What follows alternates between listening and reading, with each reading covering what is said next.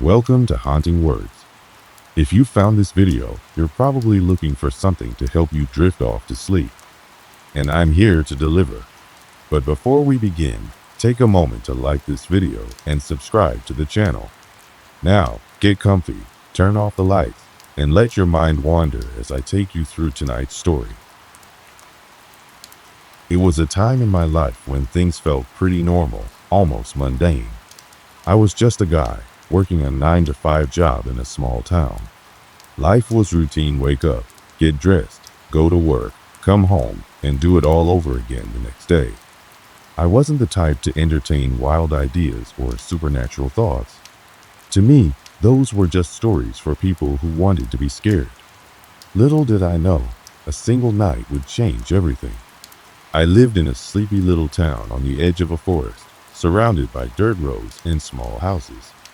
There was one main highway that ran through the heart of town, and just past the outskirts, there was an old, dilapidated bridge. It was something that many people avoided, especially after dark.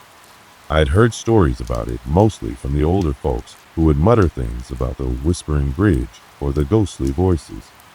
They said the bridge was cursed, that people who crossed it at night would hear strange whispers. Some claimed they'd even seen figures in the mist, but I never put much stock in those tales. To me, it was just an old bridge in a forgotten part of town. My friends, however, were different. They weren't afraid of such stories. We were the type who'd dare each other to do ridiculous things, the kind of people who went searching for haunted places just to see if we could prove them wrong. My group was small, just a few guys who had grown up in the area and stuck together over the years. We all had our own routines and ways of coping with the mundane grind of life. But when it came to the bridge, it was the one thing we all had in common. It wasn't uncommon for us to drive by the bridge, especially on weekends when we had nothing better to do. We'd often joke about the ghosts and laugh it off. But there was something about the bridge that always gave me the chills, a feeling I couldn't quite explain. Maybe it was the way the mist would settle on the river below, or how the wooden planks creaked in the wind as if they were trying to tell a story. I didn't believe in ghosts, but I always felt uneasy when I was near it. The others, though, seemed to be unbothered, just enjoying their time as we passed by on our way to wherever we were headed. That particular evening started like any other. We had just wrapped up a night of hanging out at a local diner, discussing nothing important, just the usual chatter about life and work. Someone, I think it was one of the younger guys, brought up the bridge.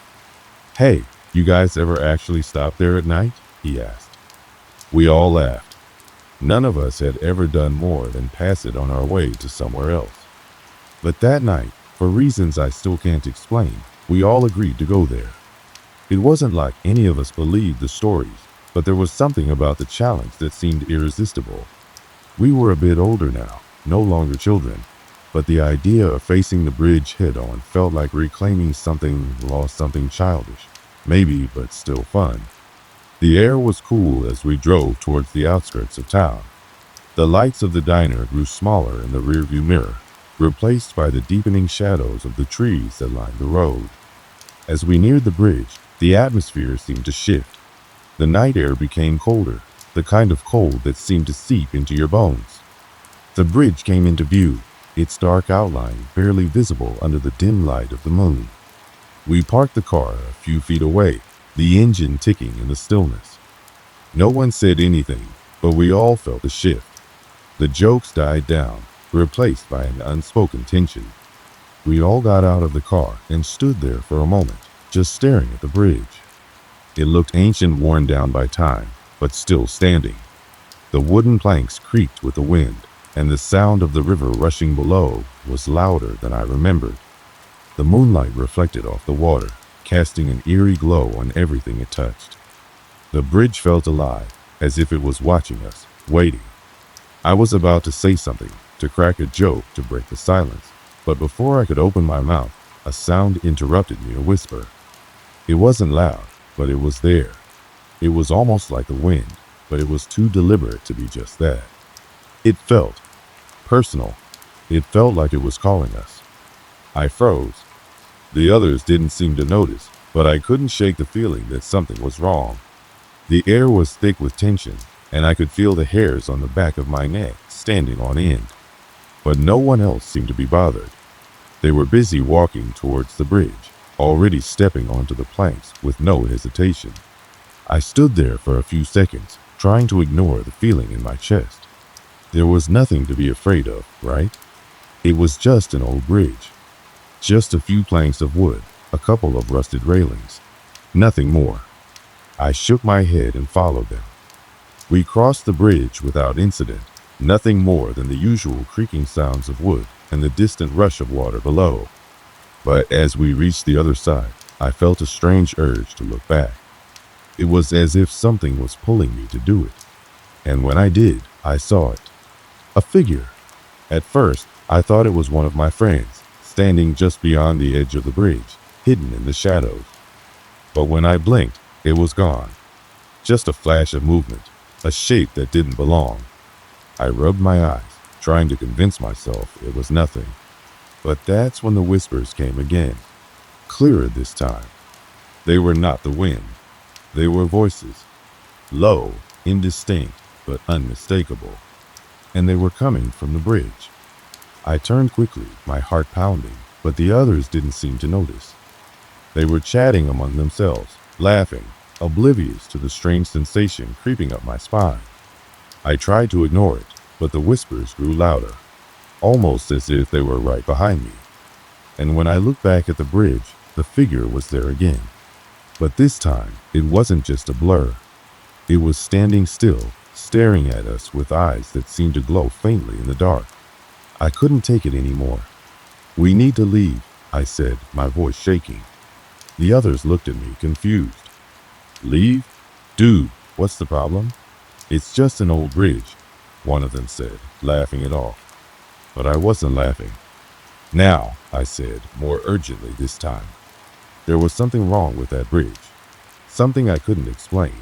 And whatever it wasn't something we could ignore. The night air felt colder as we piled back into the car, still trying to shake off the strange feeling that had settled over me at the bridge. I tried to tell myself it was nothing, just an overactive imagination, maybe the kind of paranoia that creeps up on you when you're in the middle of nowhere, surrounded by darkness. The others didn't seem bothered. They were laughing, joking about how I had gotten spooked for no reason, the kind of teasing you'd expect from close friends. I tried to laugh it off with them, but the unease lingered. As we drove back down the winding road, I kept glancing at the rearview mirror, half expecting to see something following us. The bridge had looked so quiet, so still. But now, thinking about it, there was something unsettling about the way the shadows clung to the trees along the road. I couldn't shake the image of that figure standing there, the way it seemed to watch us. I told myself it was just a trick of the light, a figment of my imagination. But deep down, I knew that wasn't true. The others were still talking about the bridge, making fun of the whole experience. "Man, you should have seen your face," one of them said, his voice full of amusement. "You were like, 'We need to leave,' like we were in a horror movie or something." I forced a laugh. Yeah. Guess I overreacted. We all fell into silence after that, the car's headlights casting long shadows on the road ahead. I could hear the hum of the engine and the occasional rattle of the old car's suspension as we bumped along the uneven pavement. But every now and then, I'd hear something else. A whisper. At first, I thought it was just the wind. But then, it happened again. Clearer this time.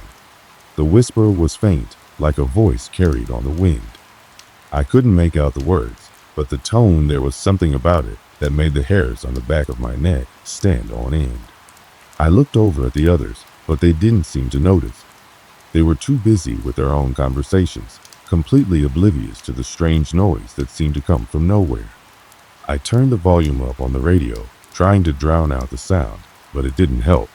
The whispering persisted, like it was following us, just on the edge of hearing. I glanced nervously at the trees as we passed them, half expecting to see something move in the dark, but there was nothing. "Did you hear that?" I asked, my voice more tense than I meant it to be. "Hear what?"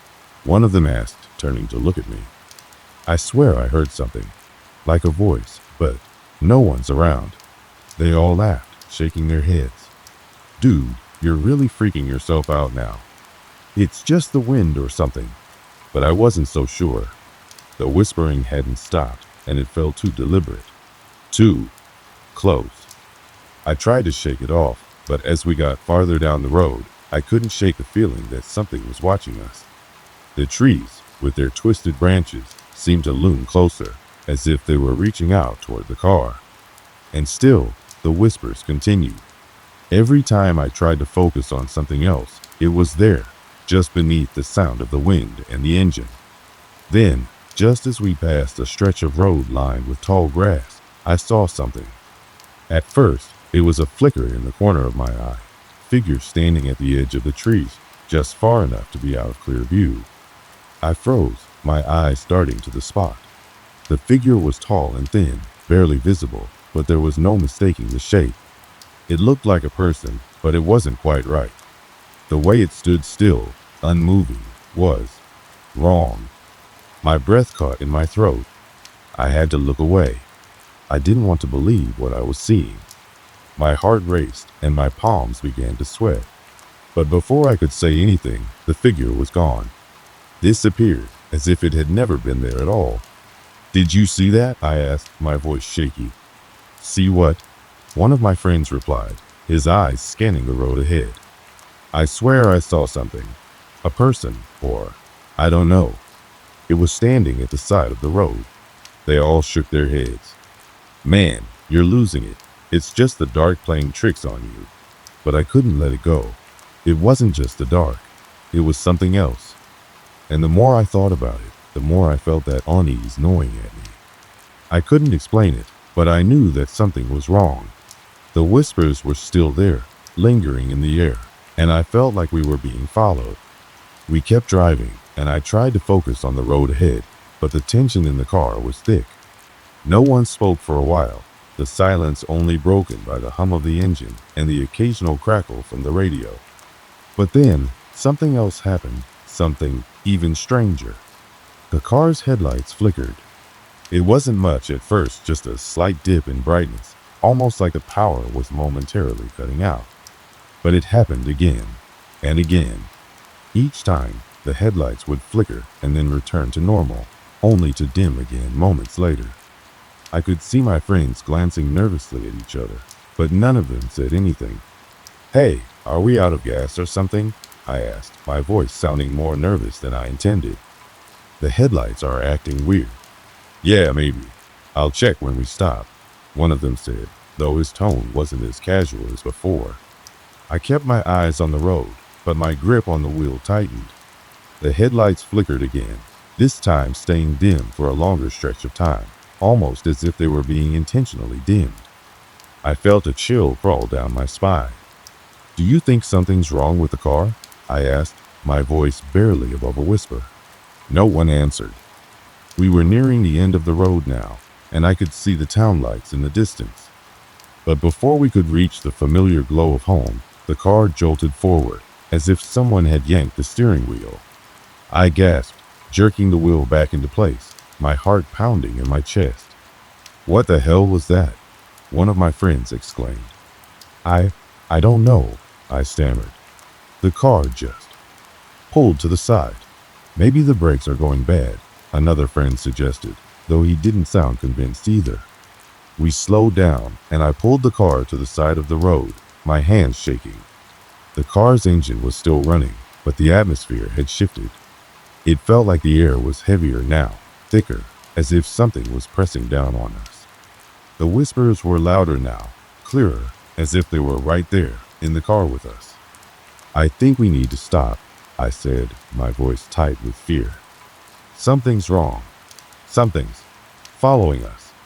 One of my friends opened his mouth to respond, but before he could say anything, the car door swung open. No one had opened it. We all froze. No one moved. The door slammed shut again, almost as if it had been pushed back from the outside. But there was nothing, no wind, no one near the car. Suddenly, the whispers stopped. The air felt still. and the only sound was the distant hum of the engine, now eerily quiet.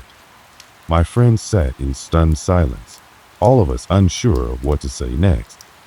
"We need to go back to town," I said, my voice barely a whisper. We all agreed without hesitation. Whatever was happening, whatever had followed us, was not something we could explain away. And as we turned the car around and drove back toward town, I couldn't shake the feeling that we were still being watched. The whispers had stopped, but they weren't gone. They were still there, lingering in the shadows, waiting for us to return. It had only been a few days since we left the bridge behind, but the unease still clung to me. I couldn't stop thinking about what had happened that night, the whispering, the flickering headlights, and the cold, heavy air that had settled in the car. Despite my friend's attempt to dismiss it as nothing more than a trick of the mind or an unfortunate coincidence, I knew better. Something had happened out there, and it wasn't something that could just be explained away. We all went about our lives as if everything was fine, trying to ignore the lingering tension. But I could feel it, deep in my gut, gnawing at me every time I passed the edge of town, where the road leading to the bridge branched off. There was a pull there, like an invisible thread tugging me back. I tried to tell myself it was nothing, just fear, just a memory of a night that had left me rattled. But I couldn't shake the feeling that something was waiting, watching. I wasn't the only one feeling it. A few days later, as we sat together at a local diner, one of my friends, Ben, spoke up. "You guys ever think about that bridge again?" he asked, his voice low, as if he didn't want to bring it up but felt compelled to. "I keep thinking about the way those trees were, how they seemed alive." I looked over at him, my stomach sinking. "What do you mean, alive?" Ben shifted in his seat, rubbing the back of his neck. "It's like they were watching us. I don't know how to explain it. The way they just seemed to close in, like they were waiting for something." I could feel my heart rate pick up. The others looked at him, some of them shrugging it off, while others seemed to share his unease. But no one spoke. It was like we were all thinking the same thing, but were too afraid to say it out loud. I didn't want to go back, but at the same time, I couldn't let it go. I had to know what had happened. That night, after I left the diner, I couldn't sleep. The thought of that bridge, its darkness, its emptiness kept me up, tugging at my thoughts. I kept hearing the faint sound of whispers in my mind, a constant reminder of that night. I couldn't ignore it anymore. I had to go back, but I wasn't going alone. The next morning, I called up Ben and a couple of others, explaining that I wanted to go back to the bridge. They all agreed, though it was clear none of us was excited about the idea. Still, we couldn't shake the feeling that something wasn't right, and we needed to confront it.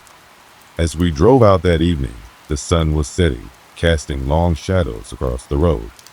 The light felt unnatural, as if the sun was struggling to set, lingering on the horizon longer than it should have.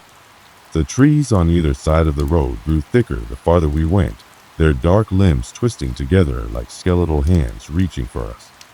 The air felt heavier now, the silence pressing down on us, broken only by the hum of the engine and the occasional creak of the car. "We shouldn't be doing this," one of my friends, Lisa, said, her voice tight. "I feel like it's a bad idea." I glanced at her in the rearview mirror, but I couldn't reassure her. The bridge was still far off, but the tension was already building, thickening the air.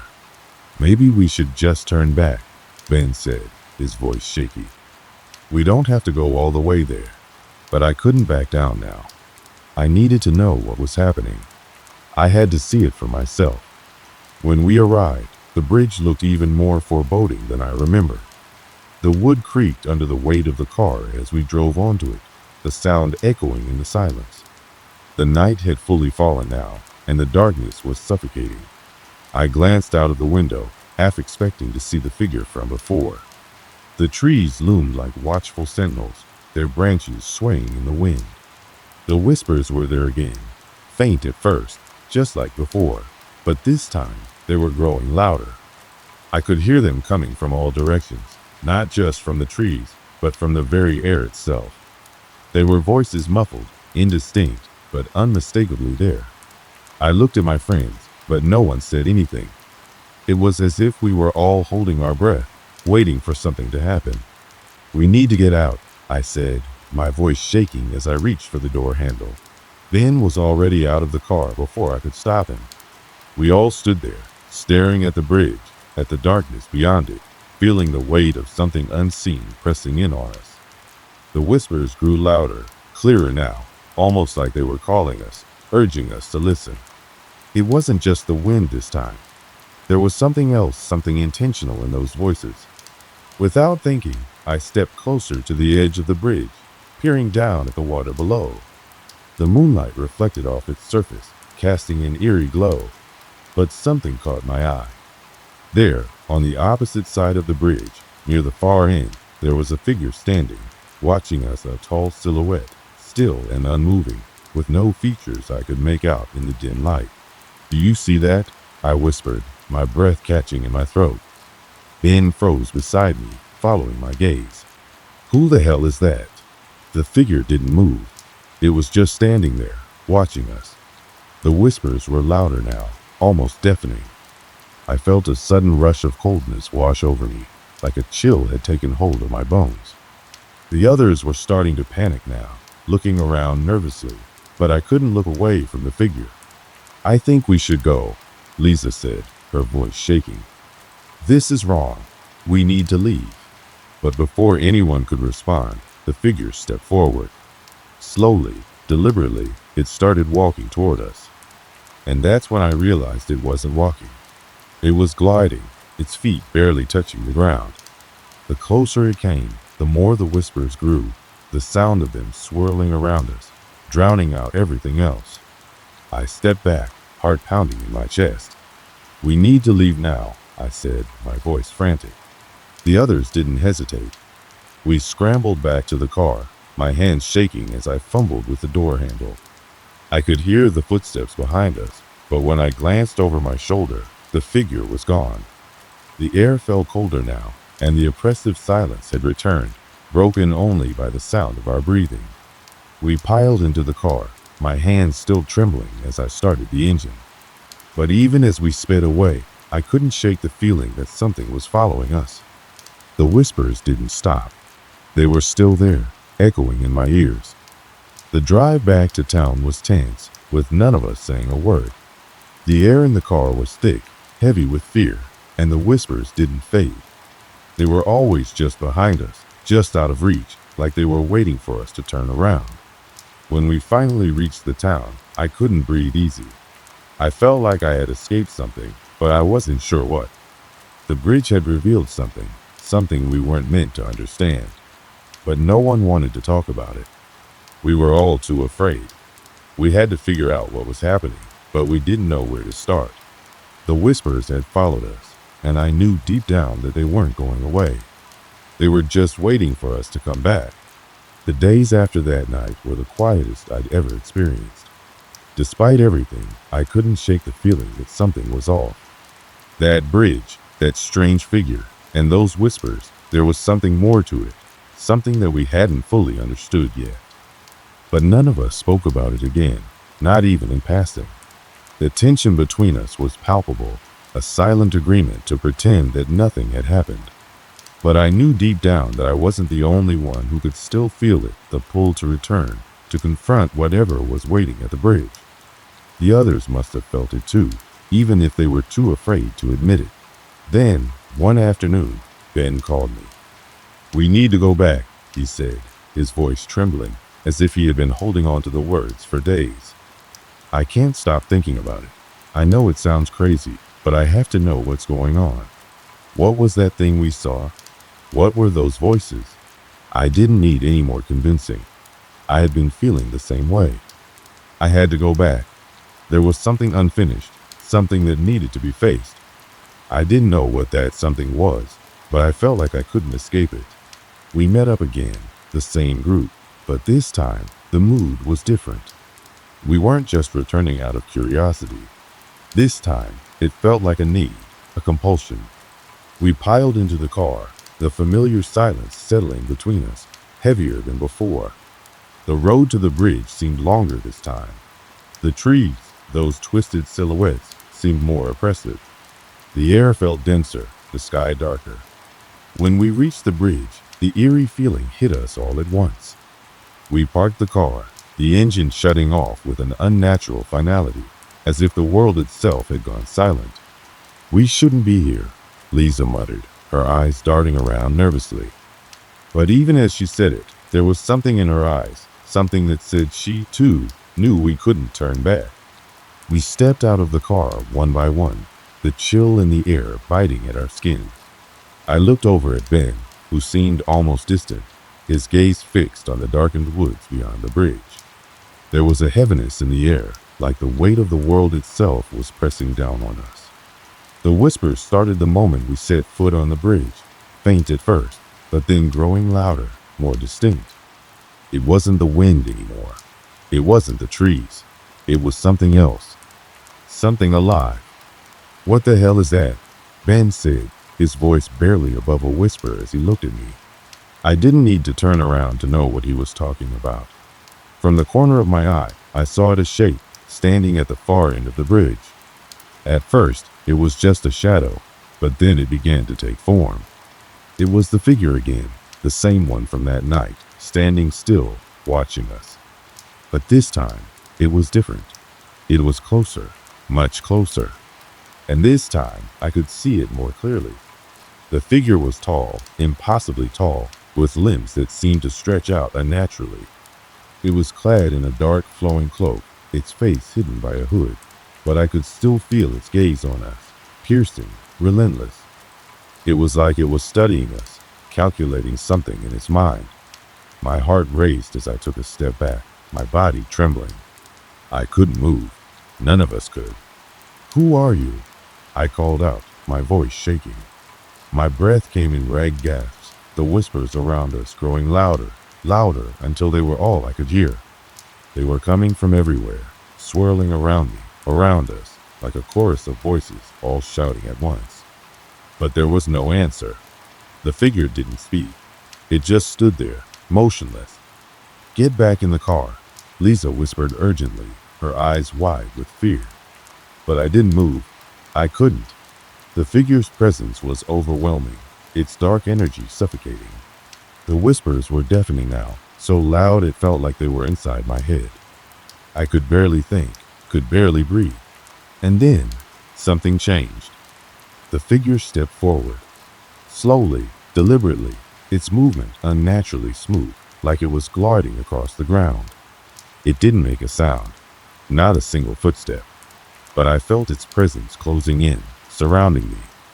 I wanted to run, but my legs wouldn't move. I was rooted to the spot, trapped in place by the sheer weight of its presence. "Leave. Now." The voice came, but it wasn't the figure speaking. It was the whispers, all of them, blending into one voice, deep and menacing. I could hear it clearly now, a voice that was both distant and right next to my ear, as though it was speaking inside my head. I turned to the others, but they were frozen, just as I was. I could see their eyes wide with terror, their faces pale. Ben's hand was trembling as he reached for the car door, but I could see that he too was too terrified to move. And then, without warning, the figure lunged. I don't know how it happened. One moment it was there, standing still, and the next, it was right in front of me. Its hand reached out, long fingers like skeletal branches, grabbing hold of my wrist. The cold that emanated from it was unbearable, a sharp, biting cold that felt like it was freezing my very bones. I screamed, the sound escaping my throat before I could stop it. Ben reacted first, pushing me out of the way, but the figure didn't let go. It yanked me forward, pulling me toward it. My body slammed into the cold, hard wood of the bridge, and for a moment, I thought I was going to be pulled into the darkness beneath the bridge, swallowed whole. But then, just as suddenly as it had attacked, the figure released me. I tumbled back, landing hard on the ground, gasping for breath. "What the hell was that?" Ben shouted, his voice shaking with fear as he helped me to my feet.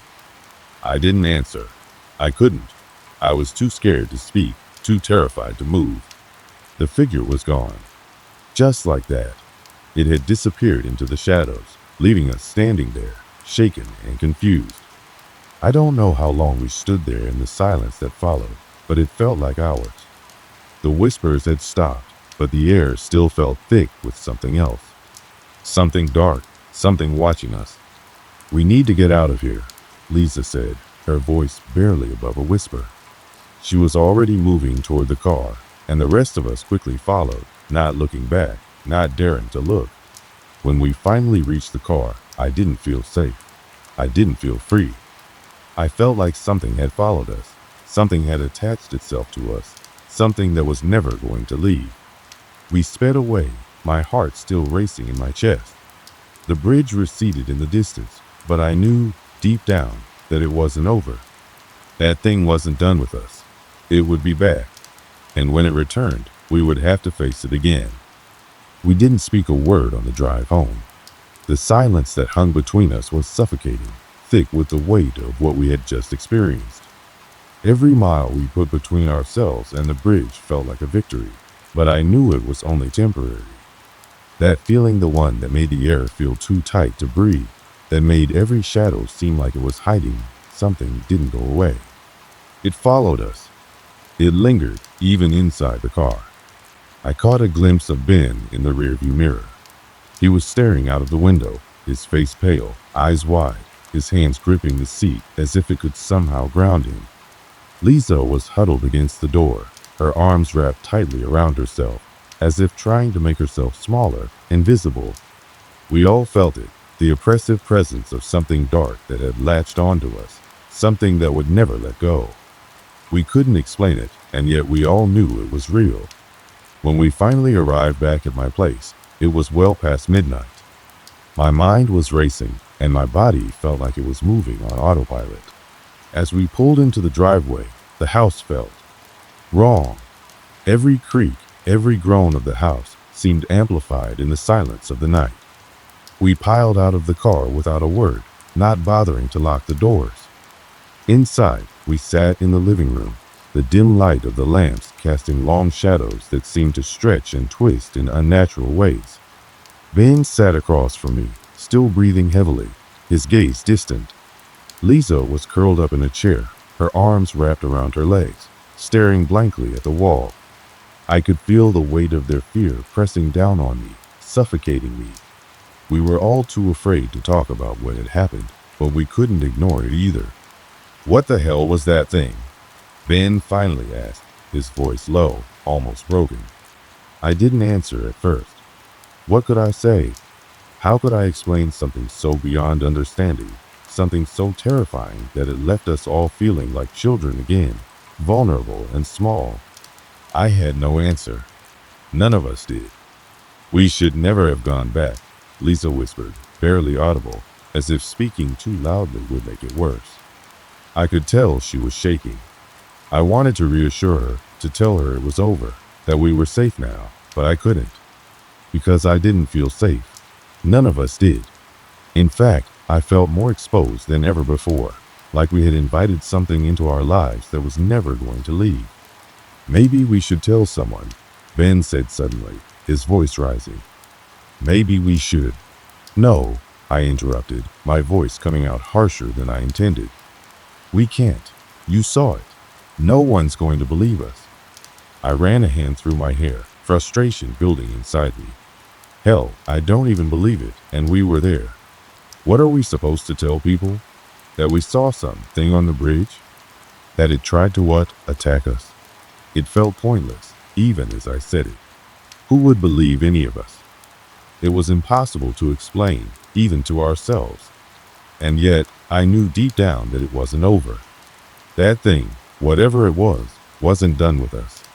The whispers, the figure, it wasn't some passing nightmare. It was real. It was still out there. And worse, it had attached itself to us. "I don't want to go back there," Lisa muttered, almost as if to herself. Her eyes were hollow, staring at the floor. "But I don't think it's over." "It's not over. It's still watching." That thought sent a chill down my spine. The idea that something was still watching us, waiting for us to slip up, to make a mistake, it was too much to bear. I wanted to tell her she was wrong, but I couldn't. I couldn't even convince myself. The next few days passed in a blur. Life continued around us, but it felt like we were living in a different world. Every creak of the house, every breeze that brushed against the window, every dark corner, it all felt like a reminder of what had happened. I couldn't sleep, couldn't focus, couldn't even bring myself to look at the bridge, let alone return to it. But still, I felt the pull. Every time I closed my eyes, I saw the figure standing at the far end of the bridge, watching us, waiting. We tried to move on, tried to ignore it, but the unease grew worse with every passing day. I stopped going out at night, and Ben became even more withdrawn. Lisa had already locked herself in her room for days, refusing to leave. I knew it wasn't healthy, but we couldn't help it. We were all terrified, and no one knew what to do about it. Then, one evening, I received a call. It was from Ben. His voice was frantic, panicked. "I saw it again," he said, breathless. "It was outside my window, just standing there, watching me. I swear it's following me." I could hear the fear in his voice, the desperation. I felt a knot tighten in my stomach. The figure wasn't done. It had come for him, just like I knew it would. But this time, I didn't hesitate. I told him I was coming over. I wasn't sure what I was going to do when I got there, but I couldn't let him face it alone. When I arrived at his house, I didn't find him inside. His car was gone, but the lights were on, the door wide open. I called his name, my voice echoing through the empty house, but there was no answer. The silence was deafening. I stepped inside, my heart pounding in my chest. The house was cold, too cold, as if the temperature had dropped suddenly, unnaturally. I could feel it in the air, the same oppressive presence that had surrounded us on the bridge. I walked through the rooms, calling Ben's name, but there was no sign of him. The place felt wrong. Everything seemed off. I could hear my footsteps echoing on the floor, but every sound felt like it was being swallowed by the emptiness. And then, as I reached the back of the house, I heard it. The whispering, soft at first, like the rustling of leaves, but then louder, clearer, until it was all I could hear. The whispers had returned, but this time they weren't just whispers. They were voices. Not one, not two, but many. Hundreds of voices, all speaking at once. The sound was so overwhelming, so intense, that I had to cover my ears to block it out. I backed away slowly, my heart racing. I knew I had to leave, but before I could turn to run, I saw it. The figure. It was standing in the doorway, its dark form towering over me, its presence suffocating. I couldn't move, couldn't breathe. It was here. It had found us. But then, just as suddenly as it had appeared, it was gone. The air grew still, the whispers faded, and the figure vanished. Ben's car was still gone, but he had returned to the house. And yet, I knew deep down that the figure was never far behind. I left his house, but this time I didn't feel any safer. I knew that whatever this was, whatever had attached itself to us, wasn't finished. It wasn't over. It would follow us, haunt us, until we figured out how to stop it. But I had no answers. None of us did. We still don't. And that, in the end, was the hardest part to accept. The fact that we couldn't escape it. The days continued to blur together, each one fading into the next. Life had become a routine of unease, a constant undercurrent of fear that no matter where we went, the thing on the bridge would be waiting for us. We tried to go about our lives as if nothing had changed, but deep down, we all knew that something had shifted. The bridge, the figure, the whispers, it was no longer just an isolated event. It had become a part of us, woven into the fabric of our existence, like an invisible thread that we couldn't escape. I often found myself staring out the window, lost in thought, trying to make sense of it all. What was that thing? Why did it choose us? And what was its purpose? No matter how many times I tried to rationalize it, no answer made sense. I had searched for explanations, scoured every old legend and myth I could find, hoping for some kind of clarity. But there was nothing. No record, no mention of anything like this. It felt like we had stumbled into something ancient, something older than time itself, and now we were trapped in its grasp. I still remember the weight of the air on that night when we first saw the figure on the bridge, how it pressed down on us, how every breath felt like it could be our last. Even now, the memory sends a chill through my body.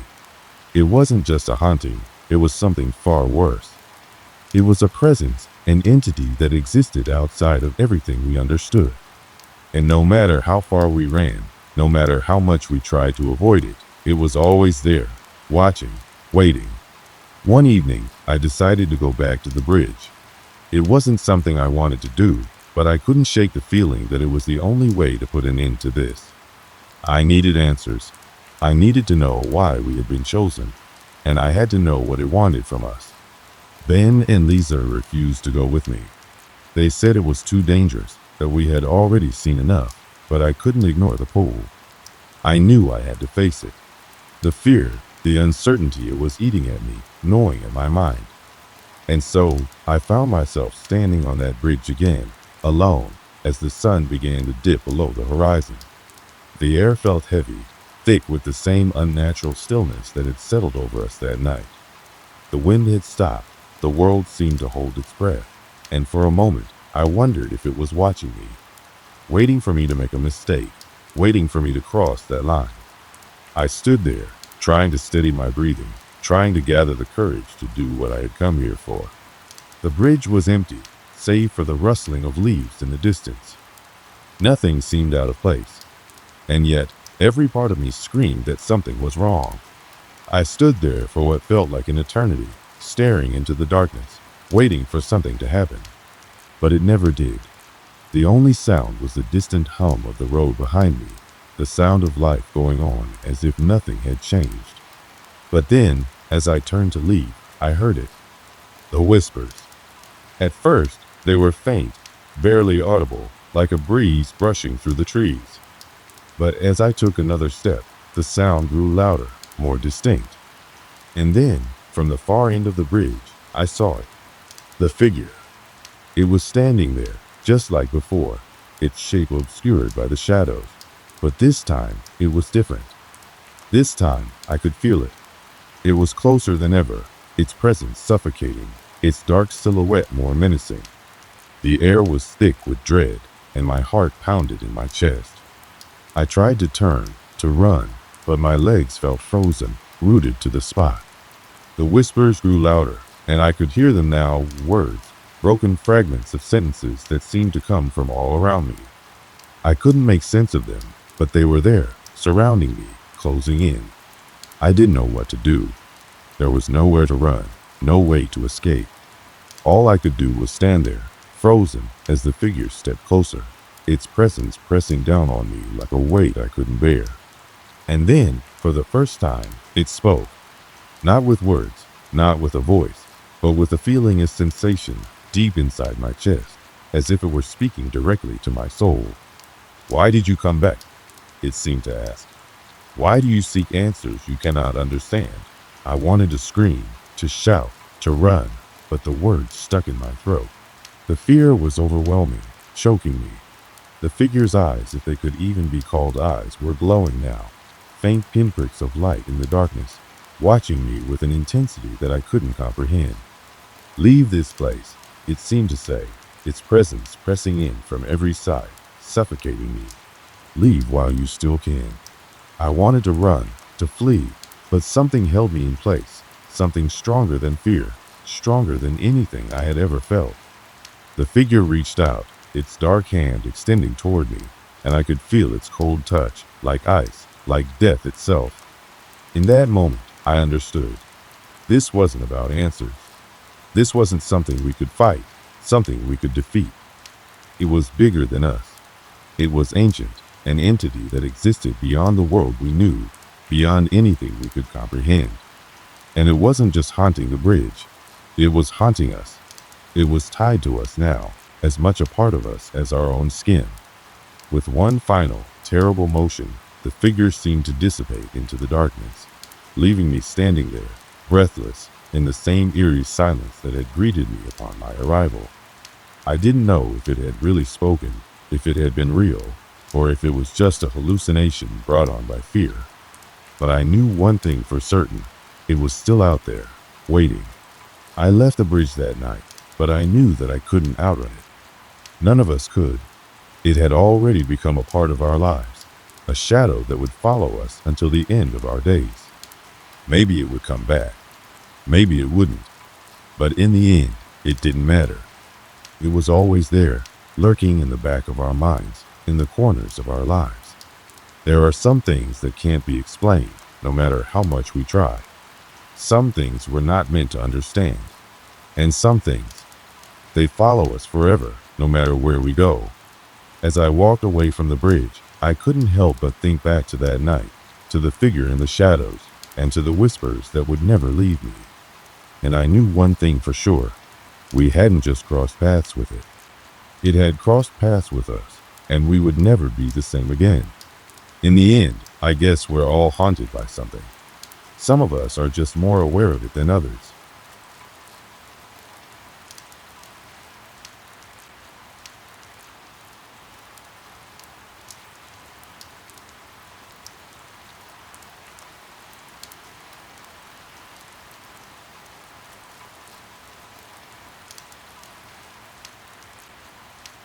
It was late one winter evening, around 11:30 p.m., when I started my shift as a night security guard. I had just gotten into the groove of my routine at the industrial warehouse where I worked. The place was always quiet during the graveyard shift. It was the kind of job that most people would find tedious, but for me, it was a steady paycheck and a sense of calm. You see, it was the kind of place where nothing ever happened. Or so I thought. The warehouse was located on the outskirts of town, far from the hustle and bustle of city life. Surrounded by dark fields and dense woods, it was a place that felt almost forgotten by time. At night, the silence was deafening, broken only by the occasional sound of wind rattling the windows or the hum of the old fluorescent lights that flickered above me. The building was massive, with long corridors and empty rooms, perfect for a night security guard to lose himself in the monotony of his duties. I wasn't alone in this job. My partner for the night was an older man, Sam, who had been working at the warehouse for over 15 years. He was a grizzled veteran of the night shift, and everyone in the building knew him. Sam always had a story or two to tell, but tonight he wasn't in the mood for talking. He just sat in his usual chair near the front desk, staring blankly at the monitors. He didn't say much, and I didn't mind. We worked in tandem, silently moving about our duties. The building was divided into several sections, each with its own set of tasks. Sam would typically take the front entrance, while I handled the back and side exits.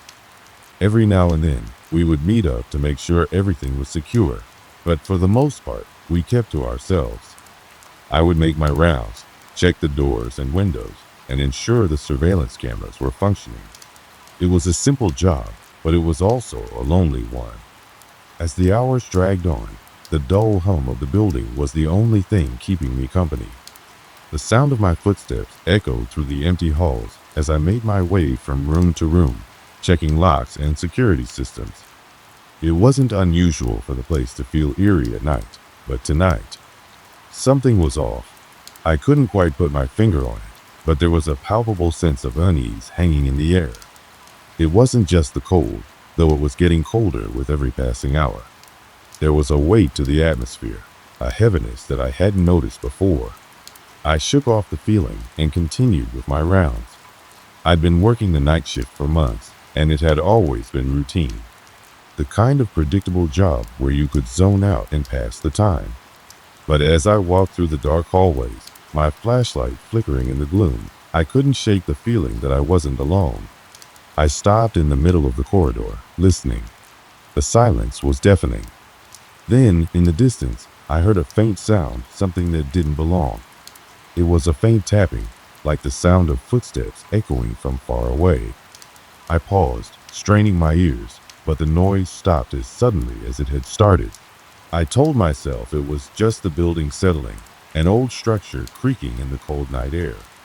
But then the tapping came again, closer this time. I turned quickly, scanning the hallway with my flashlight. but saw nothing.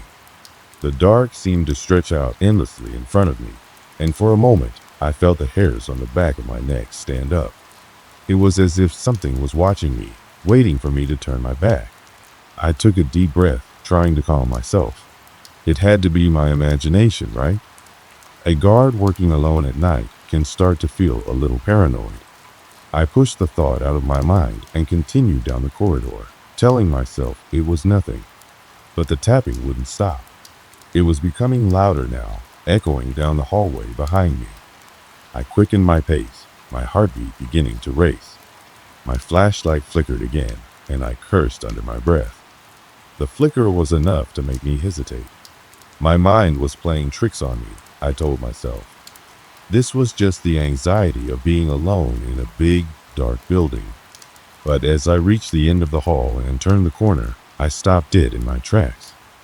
The door to the storage room, the one that had been locked and secured when I made my rounds just an hour ago, was slightly ajar. I knew I had locked it, and Sam had double-checked all the doors before he went to his post. I approached cautiously, my breath coming in shallow gasps. The light overhead flickered again, casting long shadows across the walls. I pushed the door open slowly, trying to make as little noise as possible. Inside, everything seemed normal, but there was an unsettling stillness to the room. Nothing seemed out of place. But that was the problem. Everything was too still. There was something about the room that felt off, as though it was holding its breath, waiting for something. I stood there, my mind racing, trying to figure out what was going on. My flashlight's beam swept across the shelves and crates, but nothing seemed to be out of order. That's when I saw it. A small, crumpled piece of paper lay in the middle of the floor, just beneath a stack of boxes. I bent down to pick it up, my fingers trembling as I unfolded it. It was a note, hastily scribbled in what looked like red ink. The words were simple, but they chilled me to the bone. You shouldn't be here. I stood frozen for a long moment, the note clutched in my hand, my mind struggling to process what I was seeing. It didn't make sense. Who had left this note? How had they gotten in? I felt a chill run down my spine. My thoughts raced, but before I could make sense of it, I heard the sound again this time, louder than ever before. The unmistakable sound of footsteps echoing down the hallway, followed by the soft creak of a door opening. I spun around, my flashlight casting frantic shadows on the walls. The storage room door slammed shut behind me, and I jolted in surprise. I reached for the handle, but it wouldn't budge. The door was locked from the other side.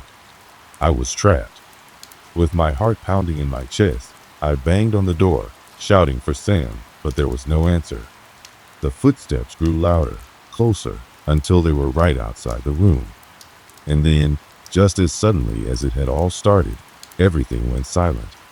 I stood there, frozen in terror, not knowing what was real and what was my imagination. But the feeling of being watched, the sensation that I was not alone, was overwhelming. I didn't know how long I stood there, but eventually, the door to the storage room slowly creaked open, and I stepped out into the hallway, still shaking. The entire building was eerily quiet again, as if nothing had happened at all. I didn't know who or what I had encountered that night, but one thing was certain: I would never be able to look at the warehouse the same way again. The events that followed that first night, after I had discovered the strange note in the storage room, were nothing short of unnerving. I tried to brush it off at first, convincing myself that it was just a prank or some mistake. Perhaps someone had been in the building, and I simply hadn't noticed. After all, it had been a quiet night, and Sam and I had done our rounds as usual. But as the days passed, I began to notice more and more things that didn't make sense. The first few nights after that incident were filled with a strange tension. I couldn't shake the feeling that something was off, but the usual routines kept me busy enough to push the thoughts to the back of my mind. I'd chalk it up to stress, maybe even the isolation of working the night shift, which could make anyone a little jumpy. Sam, though, seemed different. He wasn't as talkative as usual, and there was a distant look in his eyes. He was the kind of guy who had seen it all, a veteran of the night shift, but this time, something was different. He kept glancing over his shoulder, checking his surroundings more often than usual, as if he too could feel that invisible weight in the air. It was during my second shift after the storage room incident that I first heard it again, the tapping sound. The strange noise that had followed me down the hallway that night, the one I had brushed off as a figment of my imagination. This time, however, it was unmistakable. It wasn't just a faint tapping, like footsteps echoing from afar. This was closer, much closer. I stood in the back hallway, checking the emergency exits as part of my rounds, when I first heard it, a slow, rhythmic tapping, almost like someone tapping their fingers on a wall. I froze. My heart started to pound in my chest as the sound grew louder. It was coming from the end of the hall, near the old supply room where we kept extra equipment. I couldn't see anyone, but I felt like I was being watched again, that same unsettling sensation creeping over me like a cold fog. I hesitated for a moment, unsure whether to investigate or just call it a night, but I knew I couldn't let my imagination run wild. So I steeled myself and walked towards the noise. With every step I took, the tapping grew louder until it felt like it was coming from right behind me. My flashlight flickered once more, making the shadows stretch unnaturally long, and the tapping stopped suddenly. The hallway fell silent again, but I could feel something was wrong. I turned the corner and found the supply room door slightly ajar. I don't know why, but I felt an overwhelming need to check it to make sure it wasn't another strange occurrence. As I pushed the door open, the light flickered once more, and the shadows seemed to shift. But there was nothing. The room was empty. The shelves were lined with boxes and crates, all in their proper place. No sign of anyone being in there. No note like the one I had found last time. Nothing out of the ordinary except for that gnawing feeling in the back of my mind. It was as if something was lingering in the air, something I couldn't see, but I could sense it. I took a deep breath, trying to calm my nerves. Maybe I was just tired. The shift was already dragging on, and I could feel my eyelids growing heavy. I turned to leave the room, but as I did, I caught a glimpse of something on the floor. It was a small, metal object, half hidden under a stack of crates. I bent down to inspect it and found that it was a key. An old, rusted key that didn't belong in the supply room. It was unlike anything I had seen around the warehouse. I stood up quickly, my heart racing once again. Who had left this key here? And more importantly, where did it lead? I decided to leave the supply room and show it to Sam. Maybe he'd know what it was, or at the very least, I could talk to him about the strange tapping. I walked back to the front desk, but when I found Sam, he was sitting motionless, staring at the security monitors, his face as pale as a sheet. I paused, unsure of what to say. He didn't even acknowledge my presence, as if he was lost in thought, or perhaps somewhere else entirely. I cleared my throat and held out the key. "Hey, Sam, I found this in the supply room. Have you seen it before?" He didn't respond at first. I waited for a few moments, but when he finally turned to face me, his expression was one of dread. His eyes widened as he stared at the key, and his lips trembled. That key," he muttered, his voice barely above a whisper. "I've seen it before, a long time ago." My stomach dropped. What was he talking about? "Where?"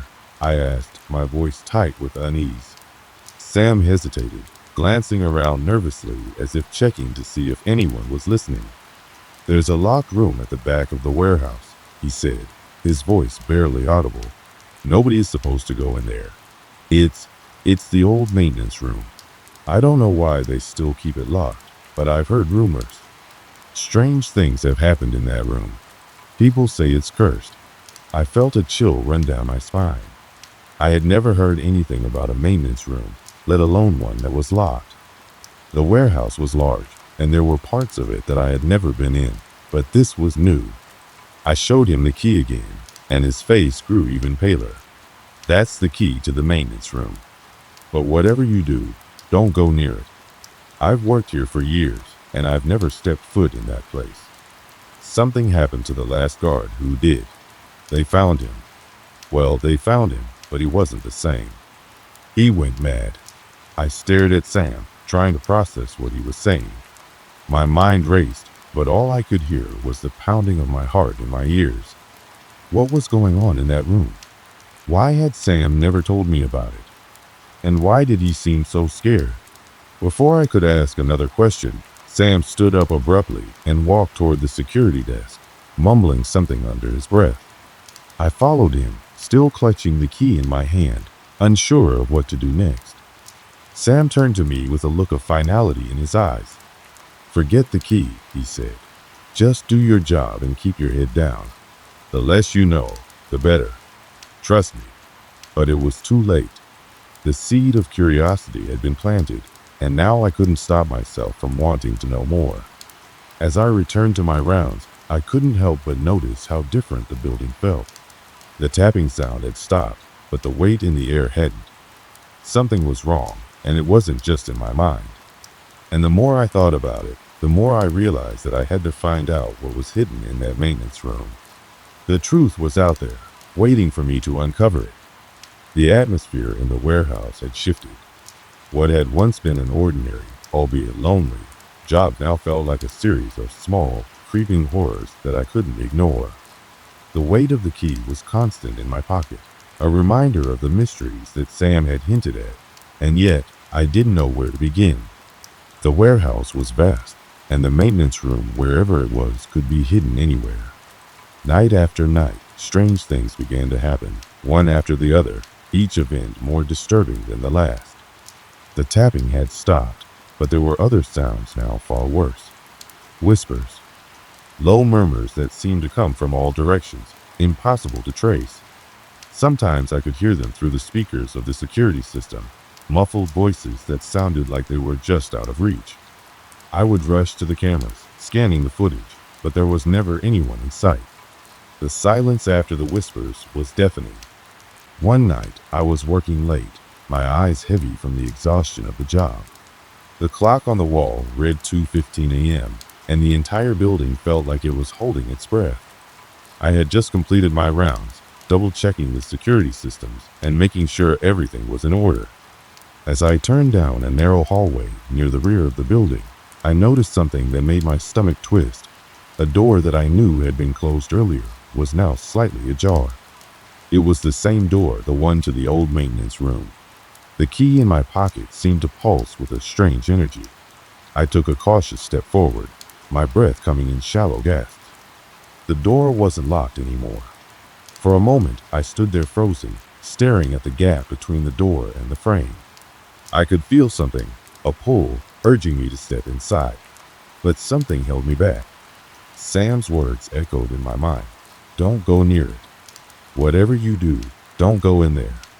But I couldn't shake the feeling that I was meant to see what was behind that door. So, with a sense of dread crawling up my spine, I pushed it open. The room was dark, its shadows thick and oppressive, clinging to the corners like something alive. The only light came from a small bulb above, flickering intermittently. As I stepped inside, the floor creaked under my boots, the sound unsettling in the silence. The air was heavy, stale with the scent of dust and mildew, but there was something else there, something faintly metallic, as if the room itself had been sealed off from the rest of the building for years. I walked cautiously around the small room, my flashlight beam illuminating the clutter of old tools, boxes, and machinery. Everything was covered in a thick layer of dust, as if no one had been in here for decades. The walls were lined with cabinets, their doors hanging slightly open, as if they had been rifled through. Then, as I turned to leave, my flashlight flickered. I cursed under my breath, shaking it in frustration. But before I could take another step, I noticed something that made my blood run cold on the floor. Near the far corner, there was a large, dark stain that had seeped into the cracks of the wooden floorboards. I didn't have to get close to know what it was. It was blood. I felt the room close in around me. The air grew thick with a sense of wrongness, pressing against my chest. My breath quickened as I backed away from the stain, my heart pounding. What had happened here? What had Sam meant when he said that people had gone mad after entering this room? But before I could gather my thoughts, I heard it. The whisper. It was faint at first, so soft that I thought I might be imagining it. But then it grew louder, more distinct, as if someone was speaking right next to my ear. The words were unintelligible, just a low murmur that sounded like a mixture of fear and pain. The hairs on the back of my neck stood up as I looked around, but I couldn't find the source. I had to get out of there. I didn't know what this room was hiding, but I knew I wasn't supposed to be there. I quickly turned and stumbled toward the door, but when I reached for the handle, it wouldn't budge. I pulled harder, but the door was stuck. Panic surged through me, and I could feel my pulse racing. Was someone behind me? Had someone locked me in? The whispering grew louder, now a chorus of voices, all overlapping each other in a cacophony of fear. I turned in a frantic circle, shining my flashlight across the room, but there was no one. I was alone. I had to get out. Finally, after what felt like an eternity, the door gave way, and I rushed out of the room, slamming it behind me. My breath was ragged as I stood in the hallway, my legs trembling beneath me. I didn't know what had just happened, but I knew one thing: I could never go back in that room. The rest of the night was a blur. I don't remember much, but I know I couldn't shake the feeling that something was following me. As I completed my rounds, the shadows seemed deeper, the silence thicker, and every creak of the building sent a jolt of panic through me. The whispers never stopped. That night, I went straight to Sam. I needed answers, and he was the only one who might have them. I found him sitting at his usual spot by the monitors, his eyes sunken and weary. When he saw me, his expression shifted, a mixture of guilt and fear crossing his face. "You went in there, didn't you?" he asked quietly, as though he already knew the answer. I nodded, my throat dry. "Sam, there's something in that room. I heard whispers, and there's blood on the floor. What the hell is going on here?" Sam looked away, as if searching for the right words, but when he spoke, his voice was barely above a whisper. "You don't understand. It's not just a room. It's a place where things get trapped. People who go in there don't come out the same. Some of them never come out at all." I felt the blood drain from my face. "What do you mean? What happened to the guards? Why didn't you tell me about this?" He hesitated for a long time before answering. "There's a reason that room is locked. It's something that should have been left alone. But once you open it, once you go inside, there's no going back. Those whispers, they're not just voices. They're things that want to be free. They'll do whatever it takes to get out, and they'll use you to do it." I didn't know whether to believe him or not, but the fear in his eyes told me he wasn't lying. That night, I didn't go back to the maintenance room, but I couldn't shake the feeling that something was closing in on me. The whispers, the tapping, the blood, it all felt like a puzzle that I couldn't solve, but the pieces were slowly, terrifyingly, coming together. And as the days passed, the strange occurrences became more frequent, more intense. The shadows in the building began to move of their own accord, and the whispers grew louder, as if they were no longer confined to the walls of the maintenance room. Whatever was in that room, it was beginning to reach out, and I had no idea what it wanted from me. I had been hearing the whispers for days, their eerie voices growing louder, closer, more insistent with each passing hour. The shadows in the warehouse had become more than just fleeting shapes in the dark. They were alive, stretching, twisting, reaching for me in ways I couldn't comprehend. I knew something was coming. The building, once an empty shell, now felt like it was breathing, alive with a presence that I couldn't escape. Each night, the whispers became harder to ignore, as though they were guiding me towards something, or perhaps trying to warn me. But no matter how much I tried to shut them out, they were always there, just beneath the surface. And then, one night, it happened. I had just finished my rounds, my footsteps echoing through the hallways, when I heard it again, a faint, familiar whisper. It wasn't coming from the usual places anymore this time. It seemed to come from within me, in the very air around me. My body froze.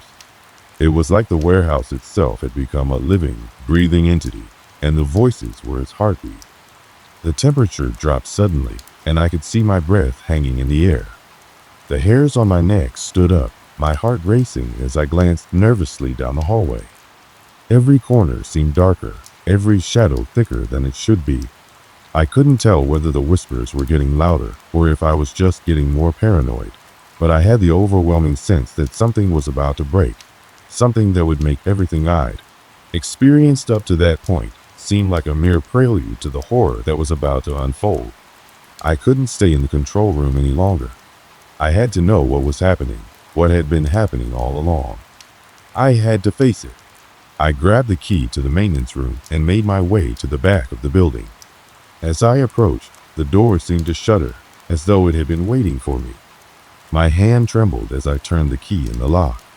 The door creaked open slowly, its hinges groaning in protest, as though it were reluctant to reveal its secrets. But it was too late to turn back now. Inside the room, the air felt thick, oppressive.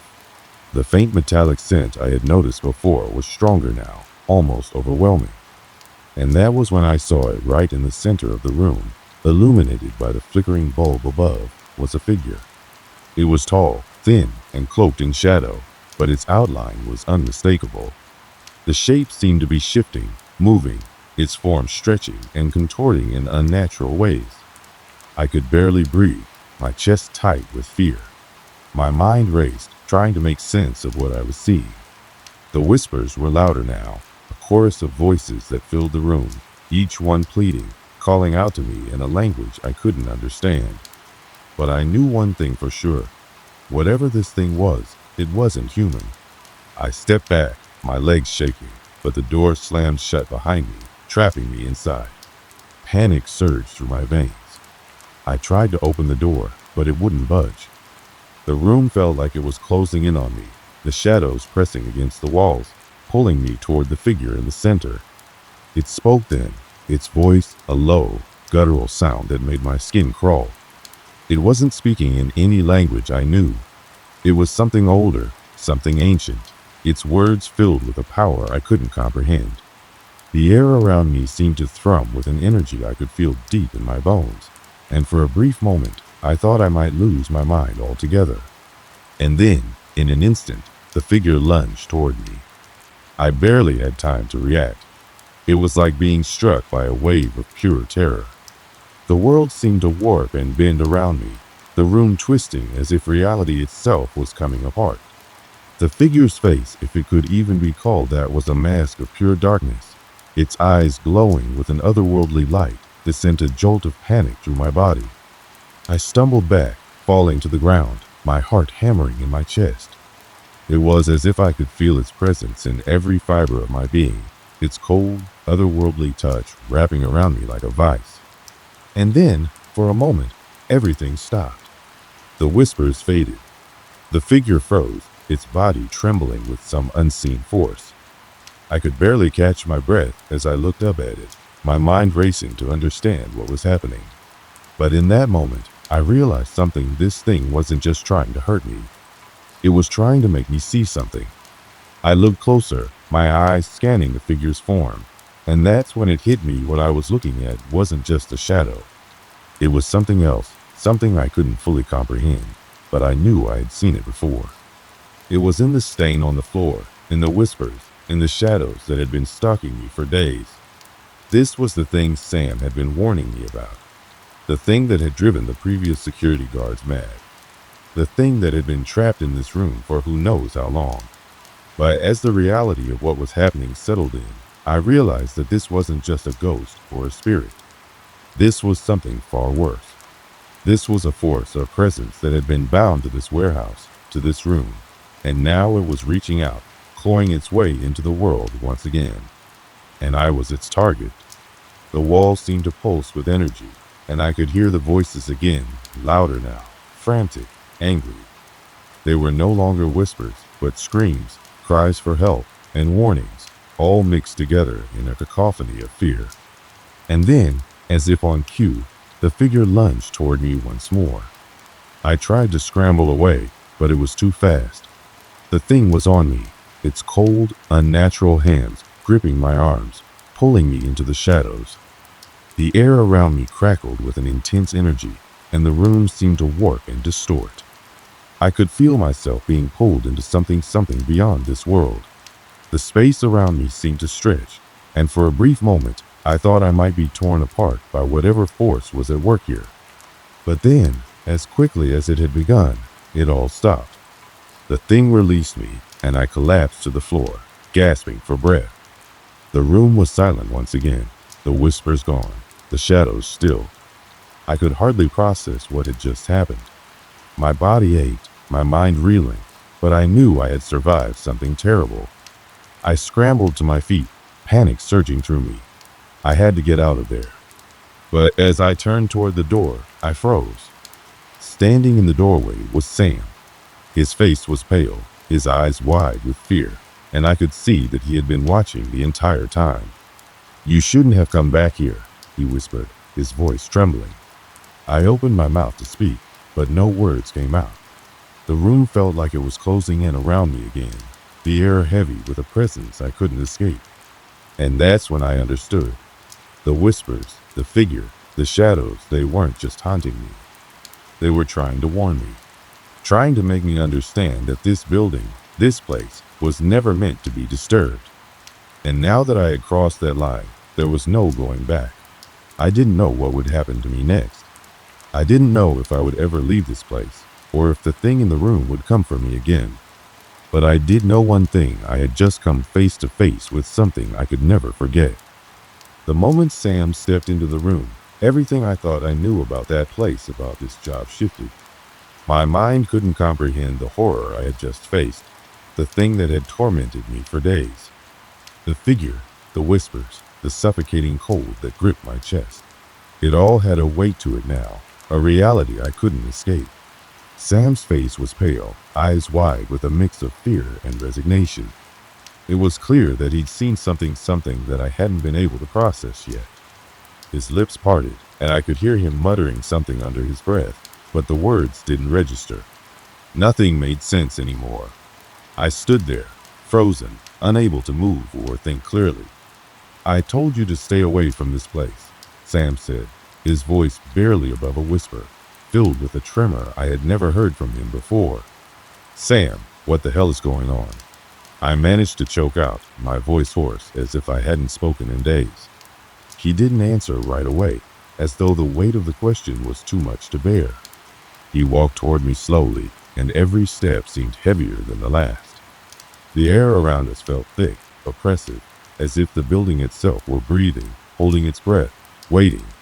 "Do you want to know?" Sam asked, his voice low, tinged with something that sounded almost like regret. I nodded, unable to form any other words. The fear I had felt before was now mingled with an overwhelming sense of confusion. I needed to understand what had happened in that room, what the thing was, and why I had been drawn into its grip. Sam took a deep breath, his eyes fixed on the floor, as if he couldn't bear to meet my gaze. "This place, it's been here for longer than you think," Sam began, his voice rough. "The building, the land, it's all tied to something ancient. There's a force here, something that predates everything else. It's not just a ghost or a spirit, it's an entity, a presence that has been bound to this place for generations. And now it's trying to break free." I took a step back, my mind racing as his words began to make sense. The things I had felt, the whispers, the shadows, the figure in the maintenance room, all of it suddenly felt like it wasn't just an accident. It wasn't just a haunting. It was something much darker. "That thing, the figure?" I asked, though I could already feel the answer forming in my mind. "Yes," Sam said softly, his eyes meeting mine at last. "It's part of what's been trapped here. It's the embodiment of the curse that has bound this place for so long. And now that you've come so close, it won't just leave you. It never lets anyone go once they've seen it." A shiver ran down my spine as I absorbed the full weight of his words. I wanted to ask more, to demand answers, but I couldn't seem to find the words. I was still trying to process everything. "We need to leave. Now," Sam urged, his voice shaking with urgency. "Before it comes back." I nodded, fear taking hold once again. My legs felt weak, my head spinning as I followed Sam down the hallway. each step dragging me further away from the place I'd been. But I knew that no matter how fast I ran, no matter how far I got, the shadow of what I had witnessed would follow me. The thing was still here. It wasn't going to let me go that easily. As we made our way to the front exit, the building seemed to come alive behind us. I could feel it, the building holding its breath, waiting. The air grew thicker, heavier, and the temperature dropped again. I could hear faint sounds, like whispers, following us down the hallway. My heart pounded in my chest, my steps growing faster. When we reached the exit, I looked back one last time at the warehouse, half expecting to see the figure standing in the shadows, its eyes glowing in the darkness. But the door slammed shut behind us before I could confirm anything. We made it outside, but I could still hear it. The whispers, the presence. I glanced at Sam, who was staring at the building with an expression I couldn't place. It was a mixture of relief and dread, as though he knew what was still waiting inside, what was still tethered to the place. "I thought we were done with it," Sam muttered. "But it's not that easy. It never is. It's not finished with you." I didn't respond. I couldn't. The truth of his words settled over me like a heavy weight. We had left the warehouse, but the thing, the presence, was still out there, still trying to break free. The whispers had followed me, had followed us, and now I knew they wouldn't stop. I didn't know what to do. There was no escape from something like this, no running away, no safe place. I had seen it, I had felt it, and now it knew me. We stood there for what felt like an eternity, staring at the building, our breath visible in the cold night air. The distant hum of the city felt like it was miles away, disconnected from the reality of the nightmare we had just experienced. And then, without another word, Sam turned to me and started walking. I followed him, not knowing where we were going or what was next. But one thing was clear, we couldn't go back to the way things were. And I couldn't shake the feeling that the thing in that building wasn't done with us yet. Days passed since we left the warehouse, but the fear never fully left me. I tried to go back to my normal life, to return to the routine of my job, but it was impossible. The whispers, the shadows, the figure, it all still lingered in my mind, in the quiet moments when I thought I was alone. I tried to reach out to Sam, but he had vanished. No one had seen him in days. It was as though he had disappeared into the night, like so many others who had come before him. No one knew where he went, and no one seemed to care. But I knew what had happened to him. Sam had become part of the curse, part of the thing that haunted that place. And now it was my turn. I didn't want to think about it, didn't want to acknowledge the truth of it. But I knew deep down that there was no escaping it. The whispers would find me. The figure would find me. It always did. I left town shortly after, packed up everything, left behind the memories, the nightmares. But even as I drove away, even as I tried to outrun it, I could still feel it in the back of my mind, lurking, waiting. I would never be free. The thing in that building would never let me go. It's been months since I left that town, since I ran away from the building that seemed to trap everything inside it, including my mind. I thought that if I could escape the physical place, I'd escape the haunting too. I thought if I cut all ties with the past, the whispers would stop following me, the shadows would fade from my thoughts. But the truth is, I never really left. Not in the way I thought I had. I found myself waking up every night, drenched in sweat, heart pounding in my chest. Every time I closed my eyes, I saw the figure, the same dark shape I had seen before. It was there, waiting, standing in the corner of my vision, just outside the edge of my awareness. The whispers, too, never stopped. They weren't just in the dark corners of rooms or in places I feared. They were in the quiet spaces of my mind, like an echo, always lingering. Sometimes I hear them when I walk down the street, when I'm in a crowded room. They're faint, but they're there, and they make my skin crawl. It's almost like I'm always being watched. But not by anyone I can see. No, it's something far darker. Something that can't be seen, only felt. The truth is, I don't think I'll ever truly escape. I've tried to convince myself that it's all in my head, that I'm just imagining things because of the trauma, the stress, or whatever you want to call it. But deep down, I know that's not true. The whispers, the figure, they're real. They've been real for far longer than I can comprehend, and they've taken hold of me, just as they've taken hold of everyone else who's come near that place. I don't know if it's the building itself, or if it's the land, or if it's something much older than that. But I know one thing for certain. Whatever it is, it's not done with me, and it never will be. It's not just about the physical presence that haunts places like that warehouse. It's about something far more insidious. It's about the way it gets inside you, into your mind, your soul, until it becomes a part of you. You can run from it, sure. You can leave the building behind and try to forget. But it doesn't forget you. It finds a way to crawl back, to remind you that it's always been there. I've started to wonder if Sam knew that. If he understood that leaving wouldn't make it go away. Maybe that's why he disappeared. Maybe he finally understood that he was trapped, just like the others before him. But I don't know for sure. All I know is that I can't shake the feeling that it's watching me, waiting. Every time I hear a door creak open, every time I catch a glimpse of movement in the corner of my eye, I freeze. I listen, I watch, and I wait for the inevitable. I try to keep going. I try to live my life the best I can. But there's always that part of me that knows I'll never be free. No matter how many miles I put between myself and that place, no matter how many years go by, the presence, the curse, the thing that has tied itself to me will always be there, waiting. The worst part, I don't even know what it wants. It might want my soul, my sanity, or simply my fear. All I know is that it's patient. It's been here for longer than I can comprehend. And it will wait forever if it has to, because it knows what I've come to realize. It doesn't need to chase me. I'm already a part of it. The last time I saw Sam, he told me we would never truly escape. I didn't want to believe him, but now I do. And as I sit here, writing this, I wonder if there's anyone else out there who's experienced this same feeling, the sense of never being alone, never being truly safe. If you've heard the whispers, if you've seen the shadows, you know exactly what I'm talking about.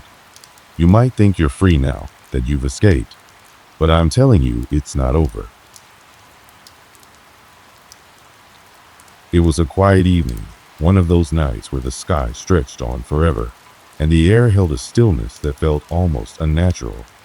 I had been driving for what seemed like hours, the monotonous hum of the engine my only companion. I was on a road trip, heading toward a town that was a few hundred miles away, the kind of town where nothing ever really happens. I had set off in the early afternoon, thinking I'd make it before nightfall, but the road had been long, and the hours slipped away faster than I'd expected. I was nearing the point where my gas gauge was starting to blink, and I realized I'd gone too far without stopping for fuel. It had been a while since I'd passed any towns, so I wasn't sure when the next gas station would appear. That's when I saw it. Up ahead, barely visible against the darkening horizon, was the faint glow of a gas station. At first, I thought it might be a mirage. There was nothing around it for miles, and no other lights in sight.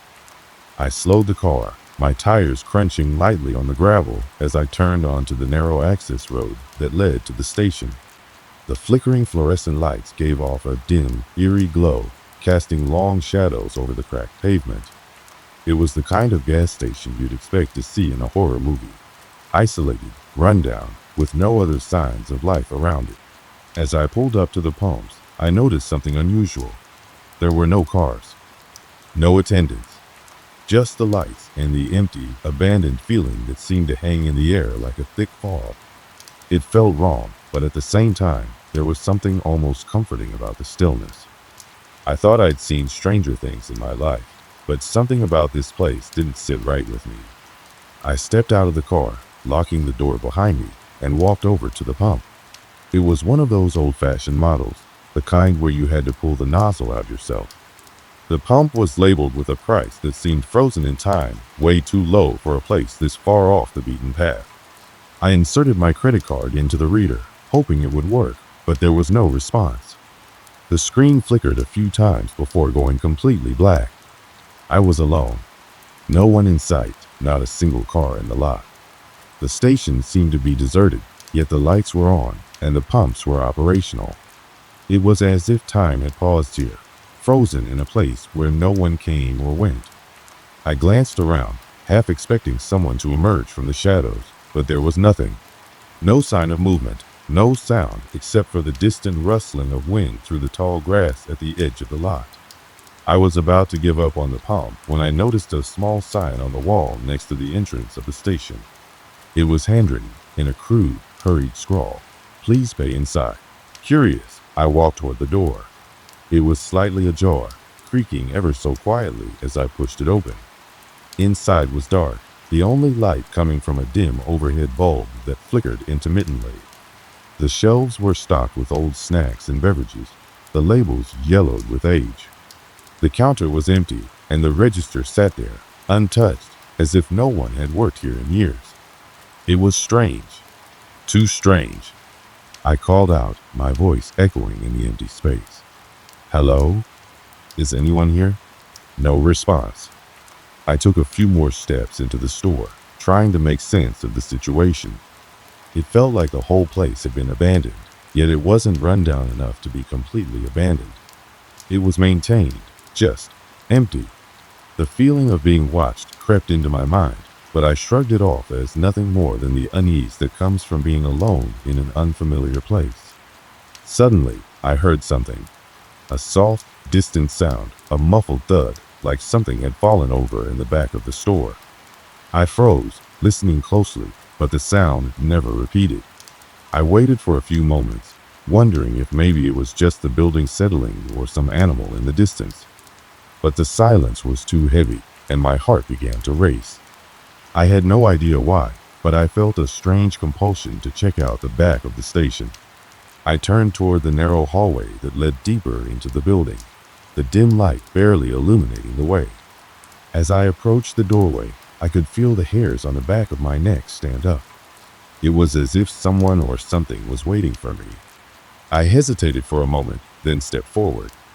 I don't know why, but I couldn't shake the feeling that something wasn't right.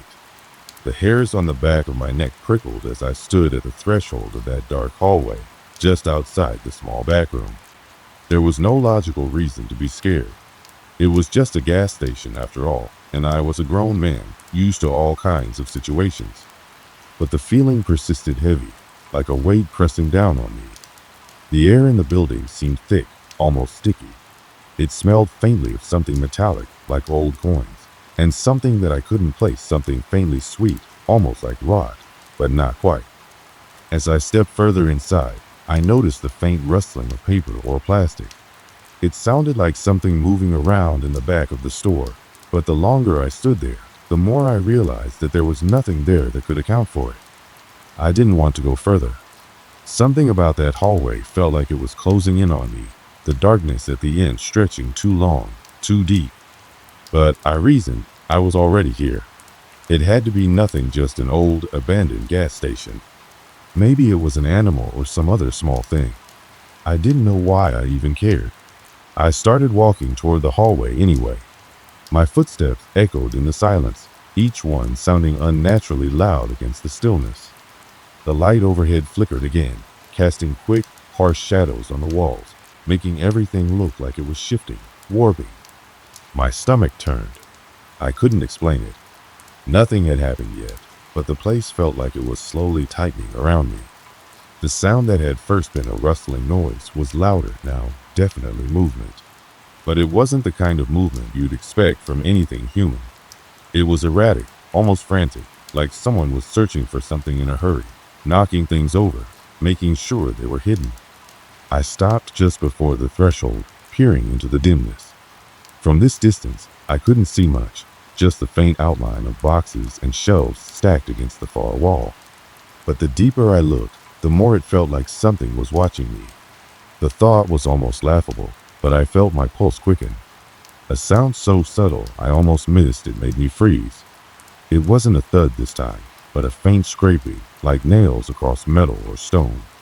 My breath caught in my chest as I tried to place it. Was someone in there?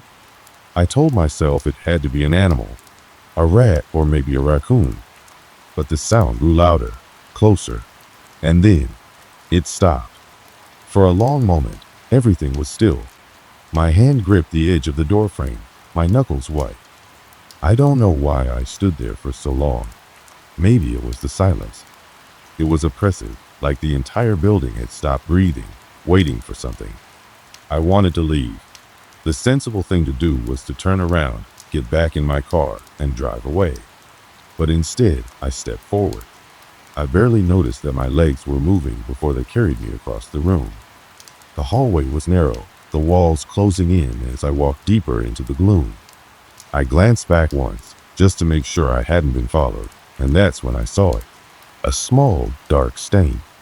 At first, I thought it was a shadow, but as I moved closer, I realized it was blood. The stain was old, dry, and spread in a wide, irregular pattern across the floor. I stopped in my tracks. My heart pounded in my chest. What had happened here? My mind was racing, but I couldn't make sense of it. This place was supposed to be empty. No one had been here for years, I was sure of it. The building wasn't just run down, it was practically abandoned. So how could there be a bloodstain in the back room of a gas station? The room was growing colder, the air heavier with each breath I took. I looked around, trying to find something to explain what I was seeing. The shelves were disorganized, their contents scattered across the floor. Old snacks and cleaning supplies littered the ground.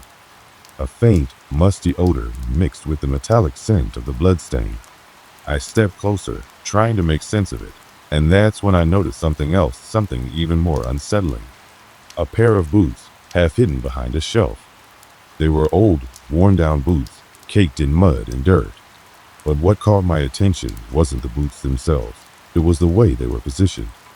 They were facing the wall, the toes turned inward, as if someone had been standing there, looking at the shelves for a long time, before leaving them behind. I couldn't explain why, but a wave of nausea hit me, and my legs nearly gave out. I staggered back, my eyes scanning the room. The bloodstain, the boots, the strange, stifling silence. I knew I had to leave. I had to get out of here. Just as I turned to go, I heard it again, the sound of scraping, this time much closer. It was coming from the far side of the room, just beyond the stack of boxes. I felt the hair on the back of my neck rise as the noise continued. Scrape, scrape, scrape. I was frozen in place, my body not responding to my frantic thoughts. My heart raced and my chest tightened. Then, as I stood there, paralyzed, I heard something else louder now, a dragging sound. Something was moving in the dark, slowly, methodically. It was right behind me. The realization hit me like a punch to the stomach. Whatever was in that room wasn't an animal. It wasn't a person either, it was something else. I could feel it, a presence in the air, something watching me, breathing with me, just a few inches away. I didn't dare turn around. I just bolted. My feet slammed against the floor as I ran toward the exit, the panic surging through my veins. I burst through the back door, nearly knocking it off its hinges as I sprinted back into the parking lot. My heart was pounding in my throat, and I couldn't breathe. I didn't stop to look back. I didn't stop to think. I just dove into my car, slammed the door shut, and peeled out of the gravel lot as fast as I could. I didn't even glance in the rearview mirror. I didn't want to see what I had left behind. But I couldn't shake the feeling that whatever was in that gas station, whatever had been watching me, wasn't done yet. The drive back was a blur, the familiar road stretching out in front of me like a never-ending line. My hands gripped the steering wheel so tightly that my knuckles ached, and every little noise in the car seemed magnified. The hum of the engine, the crunch of gravel under my tires, the rush of the wind as it brushed against the windows. All of it combined into a steady, insistent pulse, making it impossible to focus on anything but the feeling that I wasn't alone. I should have been relieved when I finally made it home, but the sensation didn't fade. It lingered, sticking to me like dust on an old shelf. Something had followed me. That was the only conclusion I could draw. That gas station, the darkness in the hallway, the bloodstain, the boots, it wasn't just a coincidence. It couldn't be, That night, I couldn't sleep. Every creak of the house, every shadow that flickered across my walls made my heart race. I found myself constantly checking the locks on the doors, the windows, making sure everything was secure. I told myself it was just paranoia, but I knew deep down that it wasn't. Something was still out there, watching, waiting. The next morning, I did something I hadn't planned on doing when I first left that gas station. I drove back. I had to know what was going on. I had to see for myself if I was just imagining things, or if there was something truly wrong. The sun hung low in the sky as I pulled into the now familiar parking lot, the gas station standing like a forgotten monument to a time long past.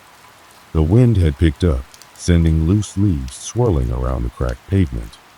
The once dull red sign was barely visible, the paint peeling away as if it too had been abandoned. As I parked, I noticed something that made my stomach tighten. The door to the station was slightly ajar. I was sure I'd locked it the night before. I was certain I had.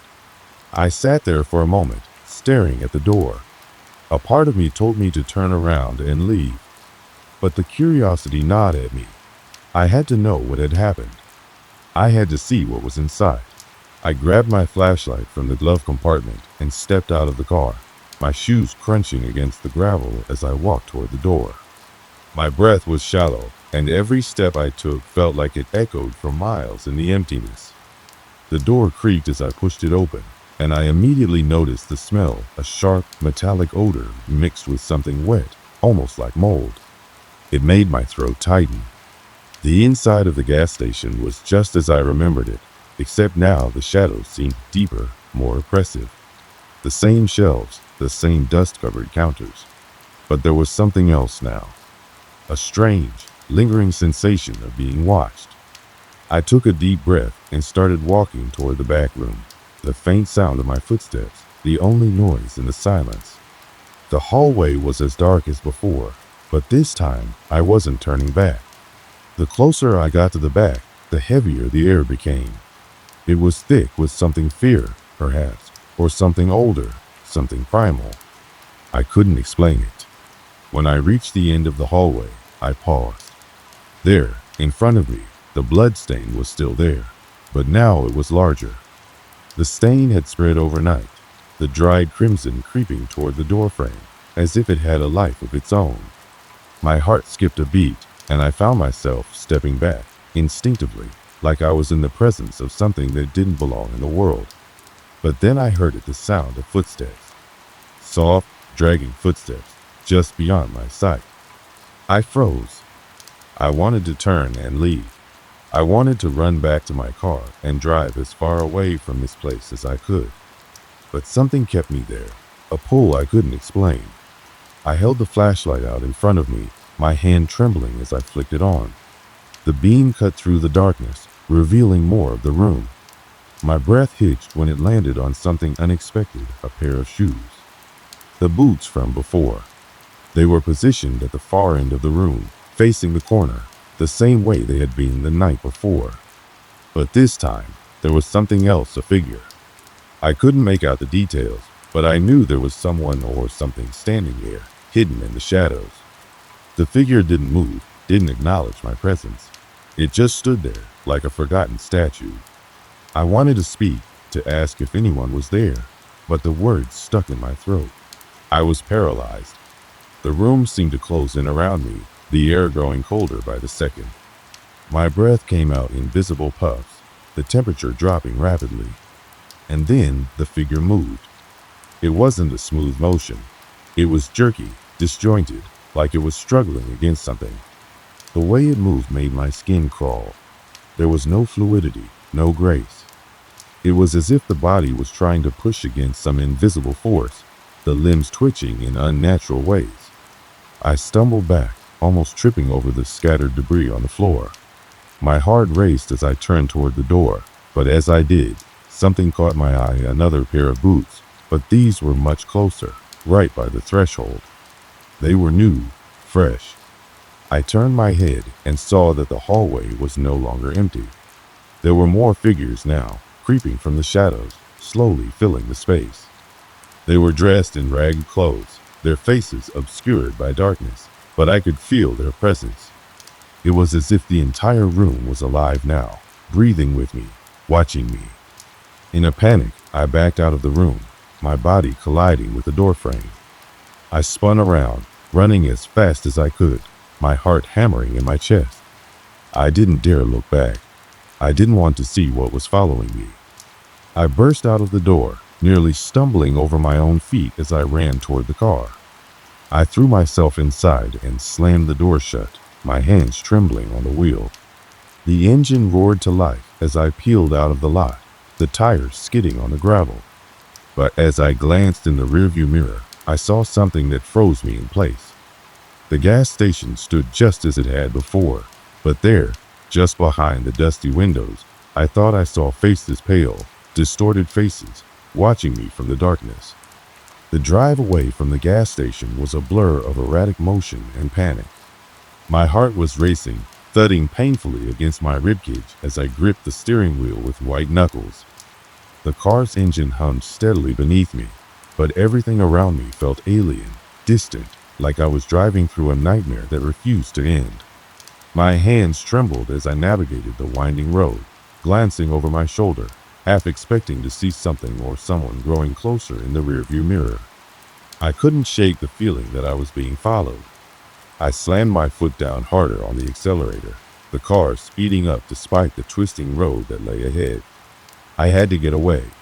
I needed to escape whatever was still lurking behind me, the figures in the shadows, the faces pressed against the windows. But no matter how fast I drove, the sensation didn't go away. It was like a weight on my chest, heavy and relentless. My mind raced with questions. What the hell had I seen in there? Those figures, those faces, what were they? I couldn't make sense of it. And the boots. Those boots that had appeared, just like the ones I'd seen the night before. Why were they here again? Why was everything connected to this godforsaken place? The air felt suffocating, and the steady hum of the tires on the road became a constant, droning reminder that I wasn't alone, even if the empty stretch of land around me suggested otherwise. The gas station, that dark, cursed place, seemed to have left an indelible mark on me. No matter how far I tried to distance myself, it felt like it was always there, following me, just out of sight. I turned a corner sharply, my tires squealing in protest. The car was now bouncing, shifting, like the world around me was coming apart at the seams. I gritted my teeth, trying to stay in control, but my mind kept slipping back to that hallway, those faces in the dark, those figures standing in stillness. The fear had gnawed at me, burrowed deep into my soul, and now it was coming to the surface, clenching around my chest, suffocating me. And then, as I approached another curve, I saw it. The road ahead was empty, just the fading light of the evening sun. The last rays of daylight clung to the horizon, the orange glow casting long shadows over the road. But in the distance, up ahead, a figure stood in the middle of the road. I slammed on the brakes, the car screeching as it skidded to a halt just inches from the figure. My heart leaped into my throat, my breath caught in my chest. I couldn't see the face, but I could feel it, the same pull that had gripped me at the gas station, the same dread, the same suffocating fear. The figure didn't move. I swallowed hard, trying to calm the panic rising inside of me. This had to be a hallucination, right? Maybe I was just tired. Maybe the stress from everything I'd seen back there at the gas station was messing with my mind. I squeezed my eyes shut, took a deep breath, and opened them again, hoping that whatever I was seeing would disappear. But the figure was still there. It was taller now, much taller than before, and I realized with a growing sense of horror that the shadows around it seemed to stretch unnaturally long. As I stared, the figure slowly raised its head, and I saw the glint of eyes, eyes that weren't normal. They glowed faintly in the darkening light, piercing through the space like twin beacons in the night. That's when I understood. This wasn't a person. It wasn't a figment of my imagination. This was real. My pulse spiked as I shifted into reverse, my foot trembling on the pedal. I couldn't stay here, couldn't wait to see what would happen next. But before I could move, the figure took a step forward, and then another. My body froze. I couldn't move. The figure's steps were slow, deliberate, but there was something unnatural about them, as if it wasn't fully in control of its own movements. With every step it took, the air grew colder, the shadows deeper. The night felt like it was closing in on me, squeezing tighter, the world around me shrinking. The figure reached the car, its face still hidden in shadow, but I could feel its presence, feel it pressing in, suffocating me. I wanted to scream, but the sound wouldn't come. I was paralyzed, unable to do anything but stare into the abyss. And then, as if on cue, the figure stepped aside. I blinked in confusion. The way it moved was unnatural, jerky like a puppet pulled on invisible strings. And as it stepped aside, I saw something I hadn't noticed before. Behind it was a row of figures, no, not just figures, but people, or at least what looked like people. They were standing in a perfect line, their faces obscured by darkness, their bodies still and rigid. There were more of them now, too many to count. The boots, the same boots I had seen at the gas station, were now on each of their feet. Their heads were slightly tilted, as if they were all staring at me in perfect unison. I couldn't breathe. My chest felt like it was being crushed under an invisible weight. I couldn't escape. I was surrounded, trapped. And then one of the figures moved toward me. It was the same figure from the gas station, the one I had seen standing in the back room, the one I had seen in the hallway, the one I had tried to forget. It was real. This thing, whatever it was real, and it was coming for me.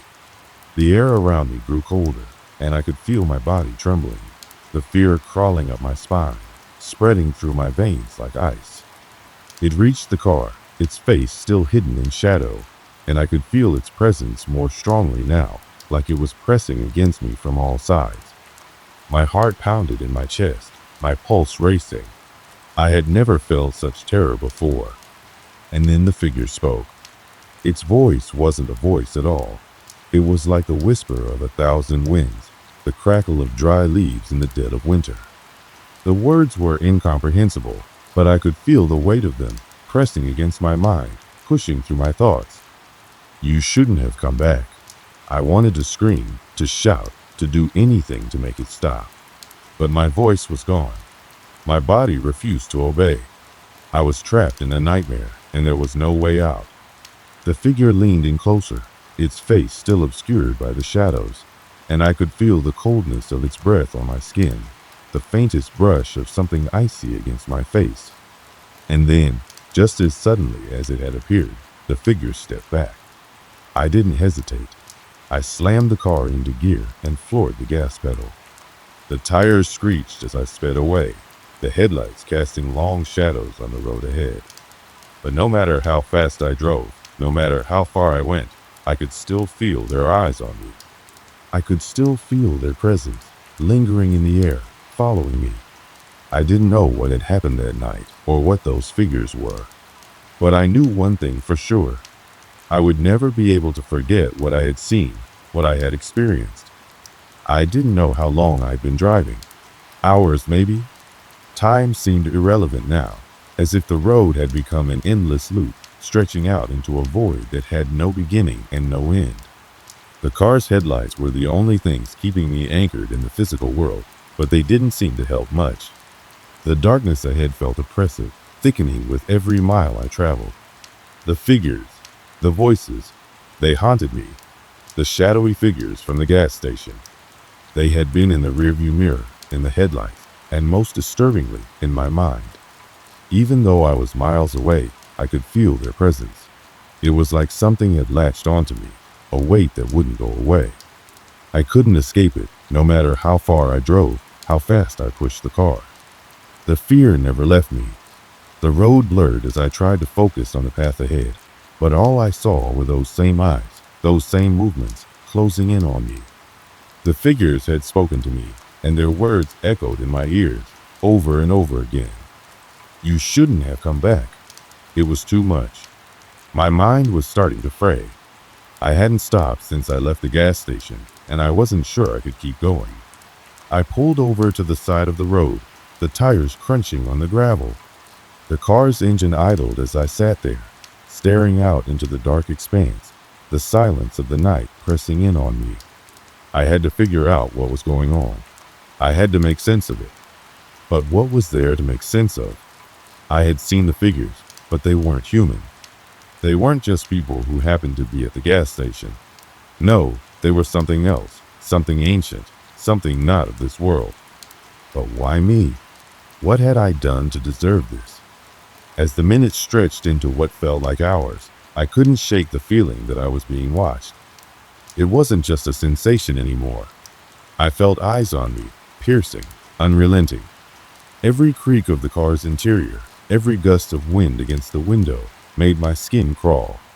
I had no idea what to do, where to go. There were no answers, no solutions to this nightmare. I took a shaky breath, opened the car door, and stepped out onto the gravel. The night air was sharp, cool, biting at my skin. I looked around, but there was nothing. No cars, no people, just the endless stretch of road behind me and before me. It felt like the world had emptied out. My mind swirled, trying to make sense of it, but there was no logic to it. There was no reason for what I had seen, what I had experienced. But I couldn't just stand there. I had to find a way to escape it, to get it out of my head. I got back into the car, slammed the door shut, and started the engine again. I wasn't going to sit there and wait for whatever was following me to catch up. I couldn't let that happen. But as I began to drive again, a horrible realization set in. The road ahead was empty. There were no signs, no streetlights, nothing. It was as if I had entered some kind of void, a place where time didn't exist, where nothing could be relied upon.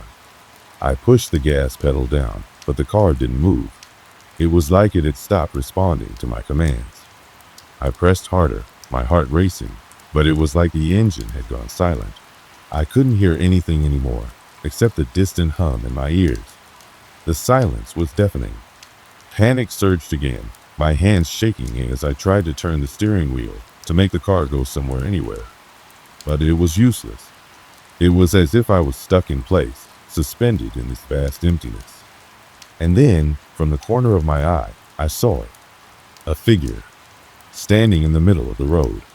Not just one figure, but several. They were standing in the same position, facing me, their heads slightly tilted. Their eyes glowed in the dark, that same sickly, unnatural light. It wasn't like anything I'd seen before. It was as if their eyes were pulling me in, drawing me closer, making me feel as if I had no choice but to follow them. I couldn't breathe. My chest tightened, my heart pounding in my ears. I couldn't let them get any closer. I slammed the car into reverse, my hands shaking so badly I could barely grip the wheel. But the car didn't move. It was as if something was holding me there, preventing me from escaping. I had to do something. I had to fight back. I grabbed the door handle and yanked it open, running as fast as I could. The wind whipped against my face as I sprinted into the night, away from the car, away from the figures, away from everything that had happened.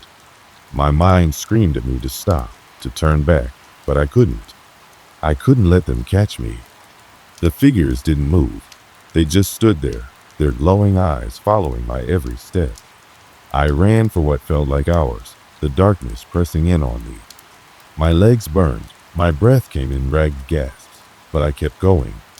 I didn't know where I was going, but I had to keep moving. I had to outrun them. And then, just as I thought I couldn't run any longer, I stumbled. I fell to the ground, the sharp rocks and gravel scraping against my skin. I lay there for a moment, gasping for breath, my heart still racing, my mind in a frenzy. I had no idea what was happening, but I knew one thing for sure. I couldn't stop running. The figures were still behind me. I could feel them closing in. The sound of their movements, like footsteps on gravel, was growing louder, closer. But then, just as suddenly as the panic had come, everything stopped. The silence returned. I stood up shakily, turning around to look. The figures were gone. The road was empty. I was alone again. I couldn't explain what had just happened. The fear, the chase, the figures, they were all gone. But I knew one thing. Whatever it was, whatever had been following me, wasn't over.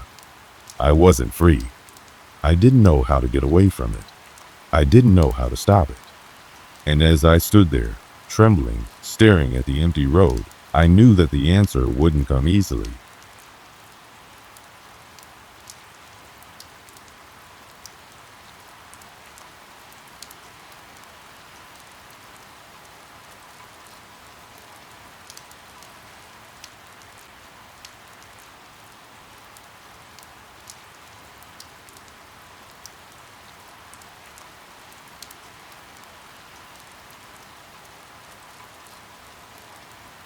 I had just finished a long day at work, nothing too exciting.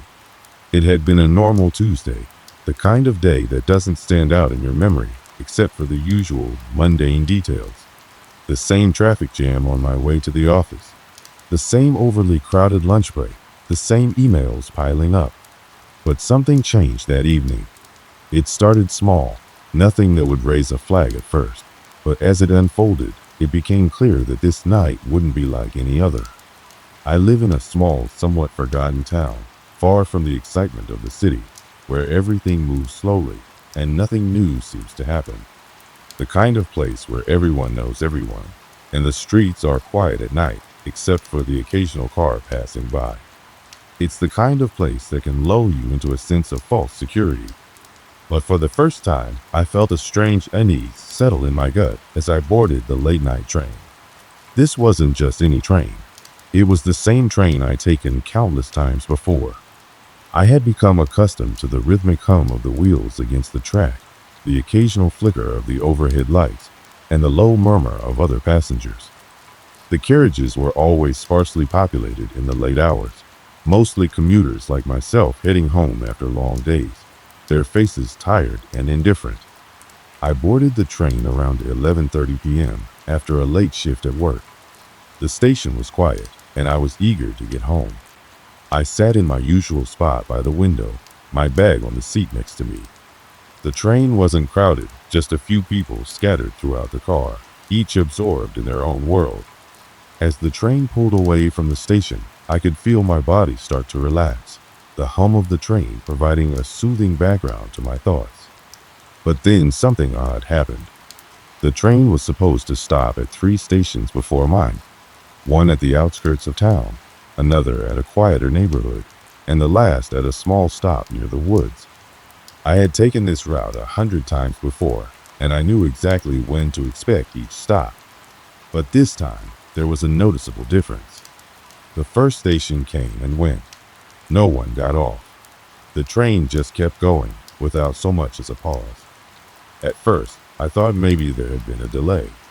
Maybe the conductor had skipped the stop by mistake.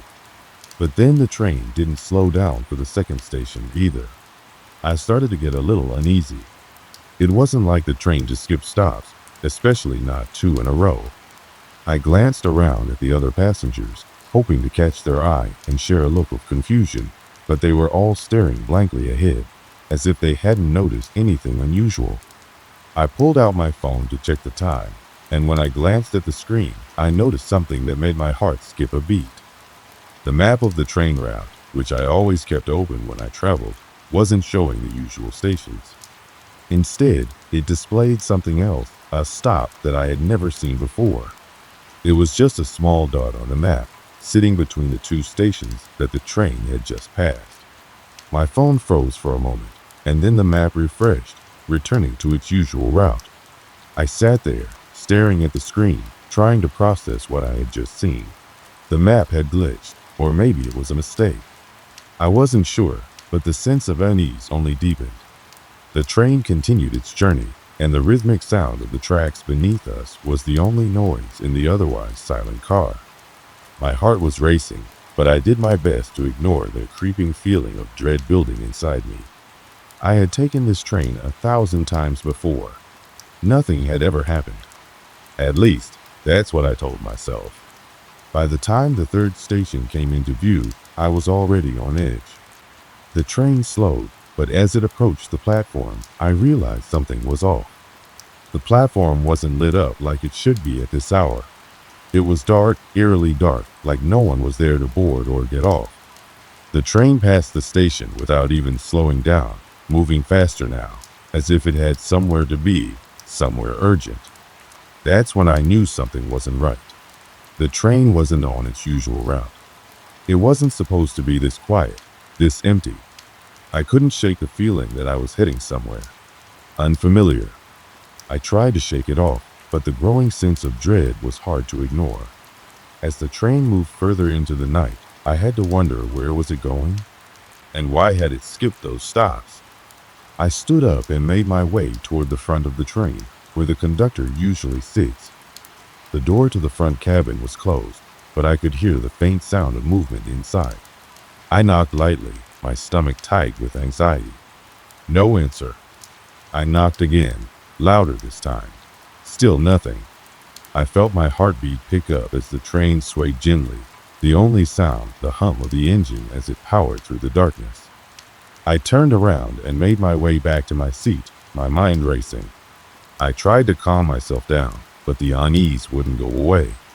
I pulled my jacket tighter around me and stared out the window, hoping to see something familiar, something that would reassure me that I was still on the right track. But the darkness outside was endless. And that's when I realized there was no moon tonight. No stars. Just an empty void. That's when I knew I wasn't on the same train anymore. And I was no longer on the same route. Now, with my heart pounding in my chest, I sat in my seat, trying to gather my thoughts. The train continued, the tracks clicking beneath me, but something had changed. The air felt thicker now, almost suffocating. And the silence was unbearable. What was going on? And where was this train really going? The train had now been speeding along for what seemed like an eternity. The rhythmic clicking of the wheels against the tracks had become a monotonous hum in my ears, but there was no longer any comfort in it. The strange unease that had settled into my stomach had only grown stronger, like a cold, creeping sensation that refused to leave. Every time I glanced out the window, I saw nothing but darkness. The train had passed through miles of empty land, with no lights in sight, no towns, no signs of civilization. It was as if we were moving through a void. I sat up straighter in my seat, my eyes scanning the cabin for any signs of movement, any sign that I wasn't the only one feeling the weight of this strange night. But the other passengers, the few that were still present, sat in eerie silence. They didn't seem to notice anything unusual. In fact, they didn't seem to notice anything at all. Their eyes were fixed ahead, staring vacantly, their faces expressionless, as if they were trapped in some kind of trance. I shifted in my seat, feeling the sweat beginning to gather on the back of my neck. My heart was racing, but I tried to calm myself down. I was just being paranoid, I told myself. It was late, I was tired, and the train had probably just been delayed or diverted for some reason. Nothing more. Still, I couldn't shake the nagging feeling that something was terribly wrong. Then, out of the corner of my eye, I saw it. At first, it was just a flicker, a shadow that moved across the far end of the cabin, too fast for me to fully catch. I blinked, thinking I'd imagined it, but when I looked again, there it was, a shape, like a figure, standing in the aisle near the back of the train. It wasn't moving, just standing there, motionless, bathed in the dim light of the overhead lamps. I froze, my heart hammering in my chest. My first instinct was to look away, to pretend I hadn't seen it. But the figure was still there, its outline becoming clearer the longer I stared. It was tall, too tall for any regular person. And it wasn't human, not really. Its shape was distorted, elongated in ways that didn't make sense, as if it were stretching unnaturally. The more I looked, the more my mind began to race, trying to process what I was seeing. Was it a person? Was it something else? Something I couldn't even begin to understand? I stood up slowly, my legs feeling unsteady beneath me. My breathing was shallow, and I wiped my sweaty palms against my pants. I had to be imagining it. There was no way that something like that could be real, right? I was just tired. Maybe I caught a glimpse of a shadow, or perhaps it was some kind of trick of the light. But then the figure moved. At first, it was a subtle shift, just a tilt of the head, as if it was aware of me, aware that I was watching it. My blood ran cold, and my feet instinctively took a step backward, away from the figure. But then it did something that I'll never forget. It slowly raised one of its arms, pointing directly at me. I froze. I couldn't move. My body felt like it was made of stone, rooted to the spot. A cold sweat broke out on my forehead as the figure's arm continued to point at me. I couldn't hear anything. The train was silent, as though the entire world had stopped spinning around me. I felt my pulse racing in my ears, deafening me. The silence stretched on for what felt like an eternity, the only movement being the subtle sway of the train as it cut through the endless dark. Then, without warning, the figure started to move toward me. Its steps were slow, deliberate, like it was taking its time, savoring each one. I turned to the side, desperate to find someone else, anyone who could confirm what I was seeing, but no one was paying attention. The other passengers were still sitting in their seats, their faces unchanged, their eyes fixed ahead. It was as if they were completely unaware of what was happening. I swallowed hard, my mouth dry. This wasn't right. This wasn't normal. And yet, the figure was still coming closer, its long, unnatural limbs reaching toward me. I could feel my heart pounding in my chest, the fear threatening to consume me. And then, as if on cue, the train gave a violent lurch. I staggered to the side, my hand gripping the nearest seat to steady myself. The lights above flickered, casting strange, erratic shadows across the cabin. The air grew colder, too cold, as though the temperature had suddenly dropped several degrees in an instant. I turned back to the aisle, but the figure had vanished. I blinked, my eyes darting from one end of the car to the other, but there was nothing. No figure, no shadow, just the empty seats and the soft hum of the train. Had I imagined it? Was it just my mind playing tricks on me in the darkness? I tried to steady my breath, still trembling. I wanted to sit back down, close my eyes, and forget the whole thing. But I couldn't. I couldn't shake the feeling that something was wrong, that I wasn't alone on this train. As I made my way back to my seat, I noticed something else, a low, strange sound. It was barely audible at first, but as I listened closer, I realized it was coming from the walls of the train, from the very structure itself. It was a faint scraping sound, like something was moving inside the walls, crawling through the narrow spaces between the train's metal exterior and the insulation. I paused, listening intently. The sound stopped. But then it started again, louder this time, closer. It sounded like something was trying to claw its way through. I turned around, searching the dark, but I couldn't see anything. The other passengers were still oblivious, lost in their own worlds.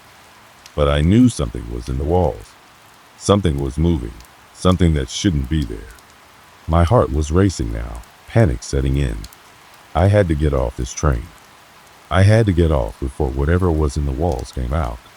I grabbed my bag, clutching it tightly to my chest. The train was still speeding through the night, the lights flickering above me, the strange sounds growing louder, more urgent. I tried to force myself to breathe, to remain calm, but it was impossible. The walls felt like they were closing in on me. Suddenly, the train jerked again, much harder this time. I lost my balance and fell into one of the seats, my breath catching in my throat. When I looked up, I saw that the figure was back. It was standing near the back of the train again, just like before, and this time it was staring directly at me. I didn't hesitate.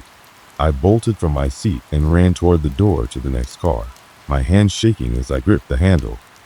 I had no idea where I was going, but I had to get away from that thing, from the train, from whatever was happening. But when I opened the door, I was met with nothing. No other cars. No other passengers. Just an empty corridor stretching out into the blackness. The train was empty, save for me and whatever was out there. As I stood frozen in that doorway, the sound of scraping grew louder, closer, and the lights above flickered one last time before plunging the train into total darkness. The oppressive silence of the train cabin weighed heavily on my chest as I stood in the doorway, unable to move. The darkness was so thick it felt tangible, like a force pressing down on me, making it harder to breathe. The scraping sound, the one that had echoed from the walls earlier, was back, louder now. It was unmistakable. There was something moving behind the metal sheets of the train, something that didn't belong. My pulse quickened, and I could feel my hands tremble as I gripped the cold metal handle of the door. I glanced around the empty corridor, the air thick with a chill that wasn't there when I boarded. The train had once been warm and comfortable, a lifeline through the night, but now it felt like a tomb, the cold creeping into my bones, wrapping around me like a vice.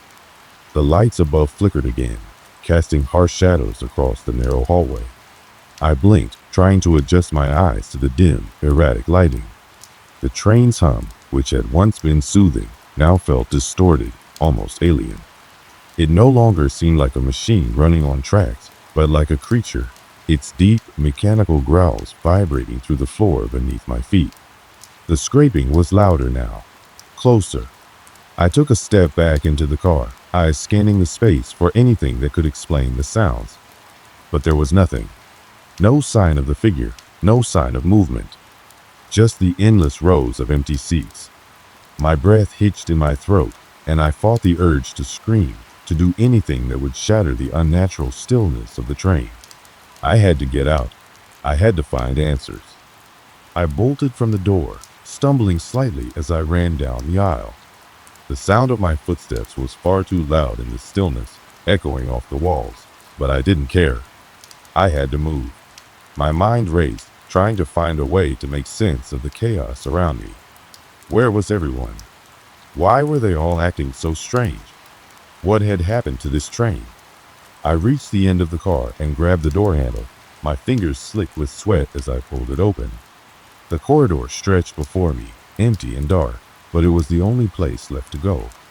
I stepped through the doorway, my legs feeling like jelly, and immediately regretted it. The corridor was narrower here, the walls lined with what appeared to be old, peeling wallpaper. The air was thick with a strange, musty scent, like mildew and something else I couldn't place. It was suffocating, clinging to the back of my throat as I inhaled, the taste bitter and stale. I moved quickly, trying to ignore the feeling that I was being watched. Every instinct screamed at me to run, but there was nowhere to go. The train stretched out endlessly, and I was trapped in the middle of it, lost in its vastness, swallowed by the dark. Then I heard it again, the scraping. It was louder now, unmistakable. It was coming from somewhere ahead, just around the corner of the next car. My heart skipped a beat. I wasn't imagining it. It was real. Something was here, something that shouldn't be. I hesitated, but only for a moment. I had to know what was causing it. I had to see for myself, even if it meant facing whatever horror lurked in the shadows. I pressed forward, each step heavier than the last. The air seemed to grow thicker as I moved deeper into the train. I could feel the walls closing in on me, pressing against my chest, my breath coming in shallow gasps. My eyes darted nervously from side to side, searching for any sign of movement. And then I saw it. At first, it was just a blur, a shadow shifting in the corner of my vision. But as I moved closer, I could make it out. The figure from earlier, the one that had pointed at me, was back. It was standing at the far end of the car, just like before. But this time, there was something different about it. It was taller. Its shape was more distorted, its limbs longer, more elongated. It was no longer just a figure, it had become something more monstrous. Its body twisted and contorted in ways that defied the laws of nature. The air around it seemed to shimmer, warping as if the very space around it was bending. My heart raced in my chest, my entire body frozen in terror. I couldn't look away. I couldn't even move. Then, as if it sensed my fear, the figure turned its head slowly, its eyes locking onto mine. The darkness that surrounded it seemed to pulse, to throb with some kind of malevolent energy. I felt the weight of its gaze press down on me, suffocating me with its intensity. The scraping noise grew louder again, this time from the walls. It was as if the train itself was alive, its metal skin trying to claw its way free from the confines of the tracks. I felt the vibration beneath my feet, the hum of the train growing more erratic. I had to do something. I had to get out of there. I tore my eyes away from the figure and ran. I didn't care where I was going. I just needed to escape. I barreled through the next car, nearly tripping over the uneven floor, my heart thundering in my chest. The walls of the train seemed to close in around me, the space shrinking with each step I took. As I ran, I heard the sound of footsteps behind me. I spun around, my breath catching in my throat, but there was nothing there. No figure. No one. Just the empty seats and the flickering lights. But I could feel it, the presence, like a cold hand gripping my spine, pulling me deeper into the train's depths. I reached the next door and threw it open, only to find myself staring into an empty space. The car was empty, completely devoid of passengers or any sign of life. It was as if the train had swallowed them all, leaving nothing but the echoes of their footsteps behind. I took a step inside, my hands shaking as I touched the walls. They were cold, too cold.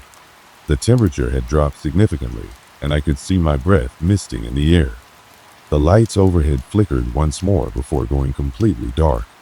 It was then that I heard it, the scratching, now coming from inside the walls themselves.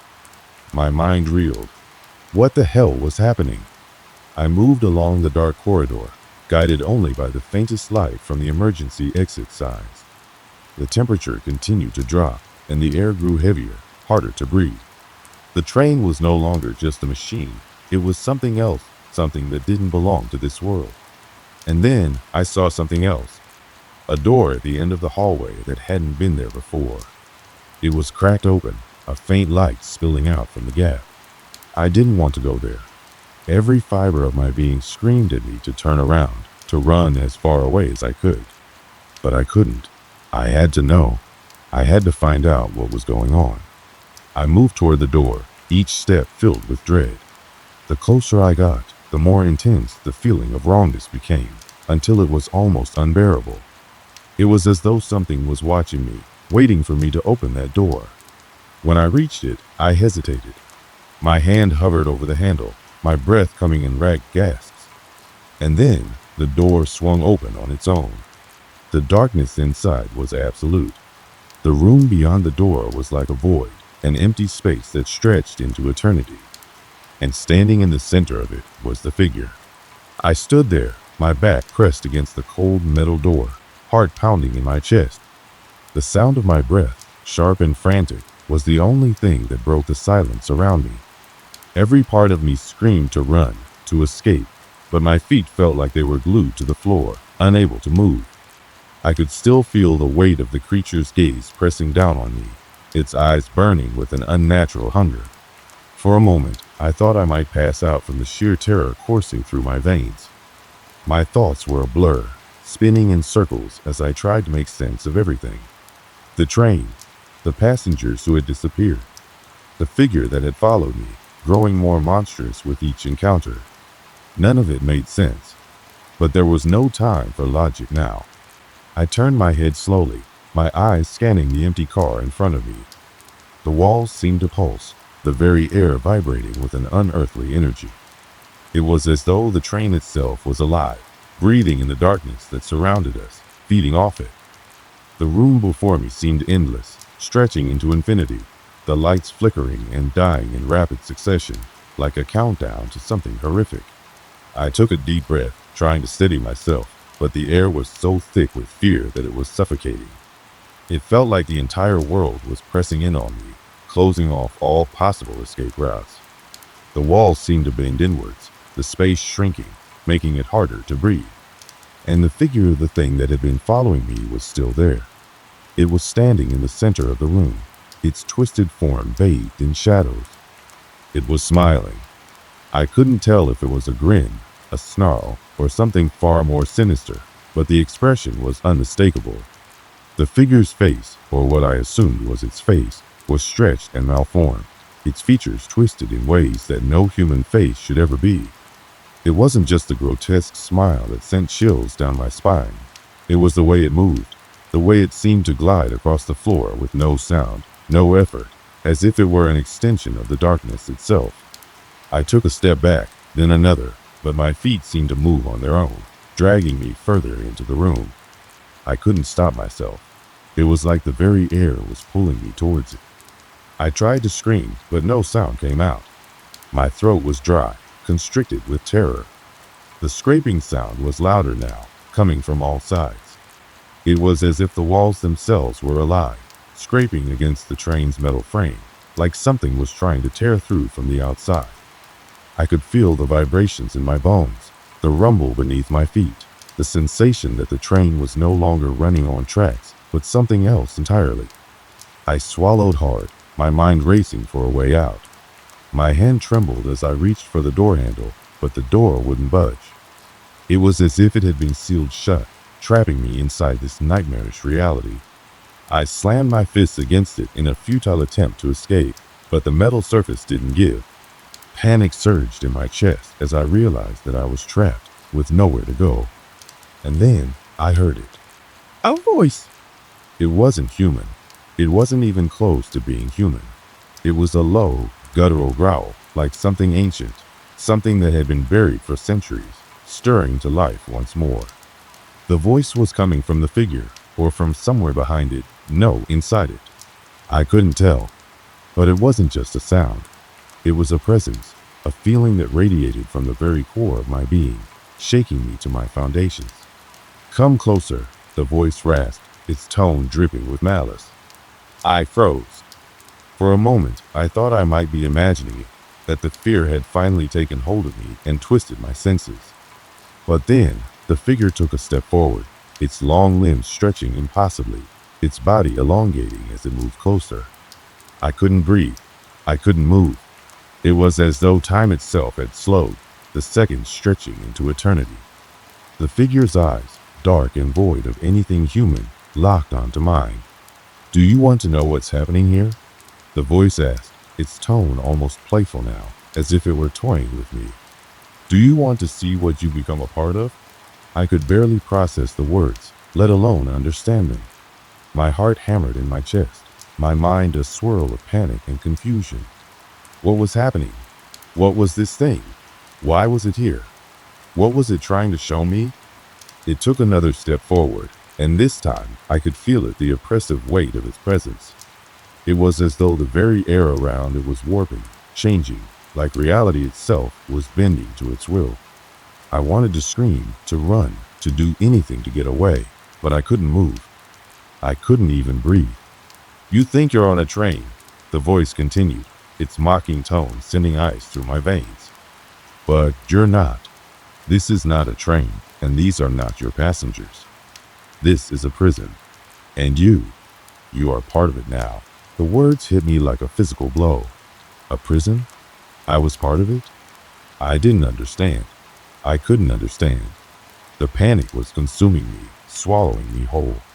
The figure smiled again, a grotesque, contorted expression that made my stomach churn.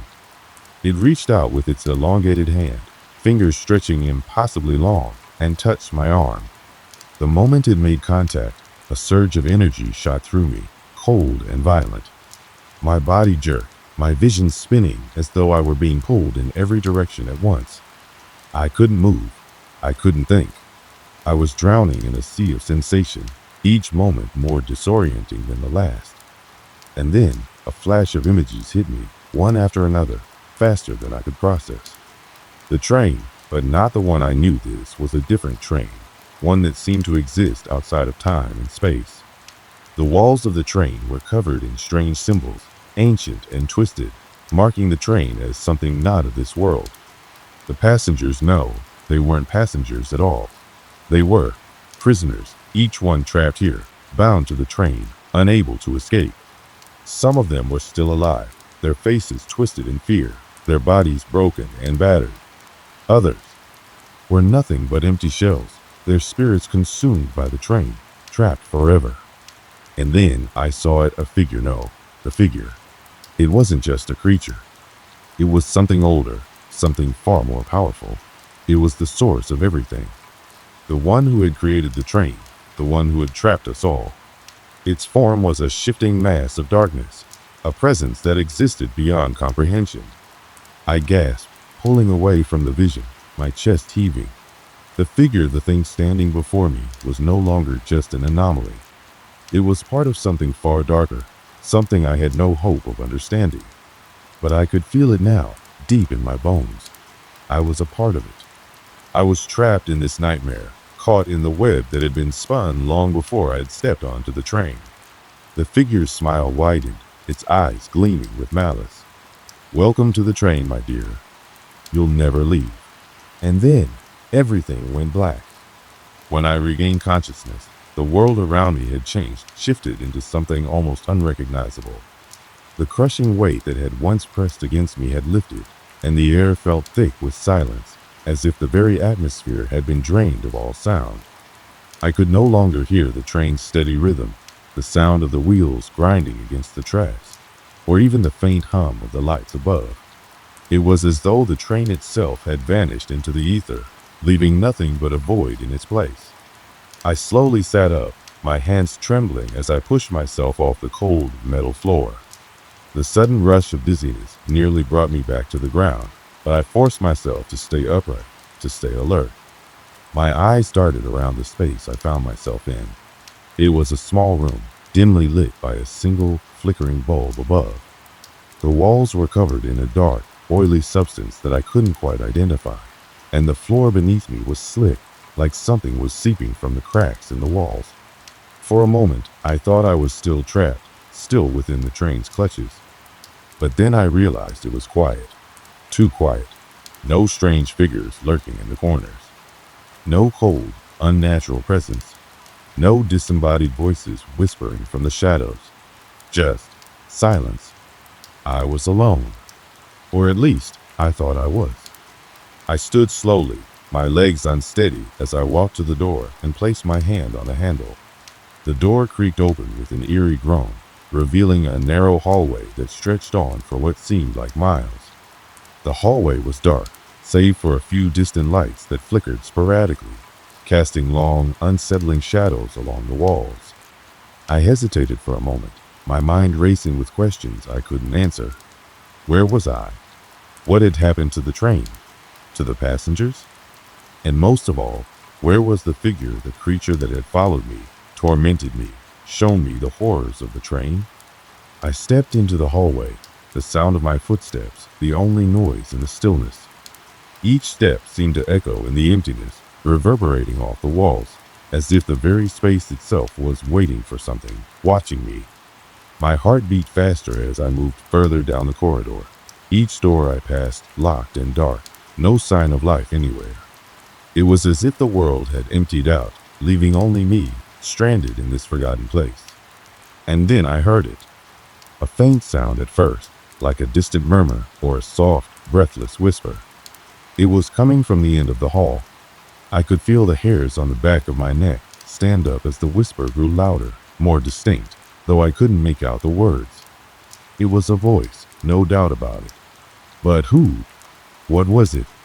My pulse quickened. Without thinking, I walked toward the sound, drawn to it like a moth to a flame, unable to stop myself. The closer I got, the clearer the voice became. It wasn't just one voice anymore.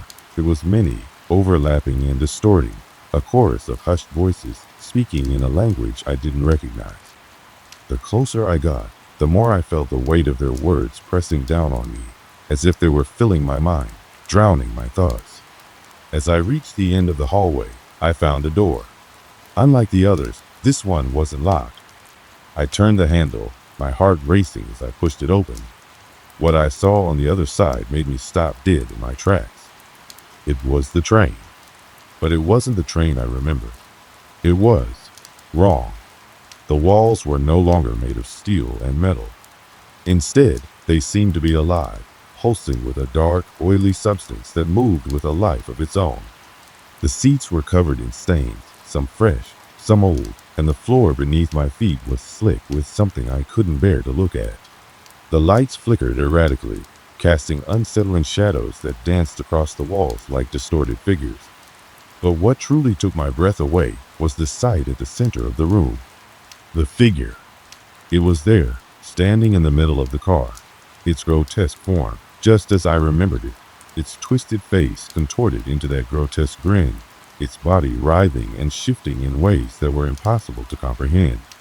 Its eyes, those deep, dark pits, locked onto mine, and for a moment I thought I might lose control of my body, that I might fall to my knees in terror. But I didn't. Instead, I stood my ground, trembling but determined. There was no escape. The creature had followed me through every door, every hall, every corner. I wasn't going to run anymore. The creature's smile widened, and I felt a chill run down my spine. "You can't escape," it rasped, its voice a distorted version of the one I had heard before. "You never could."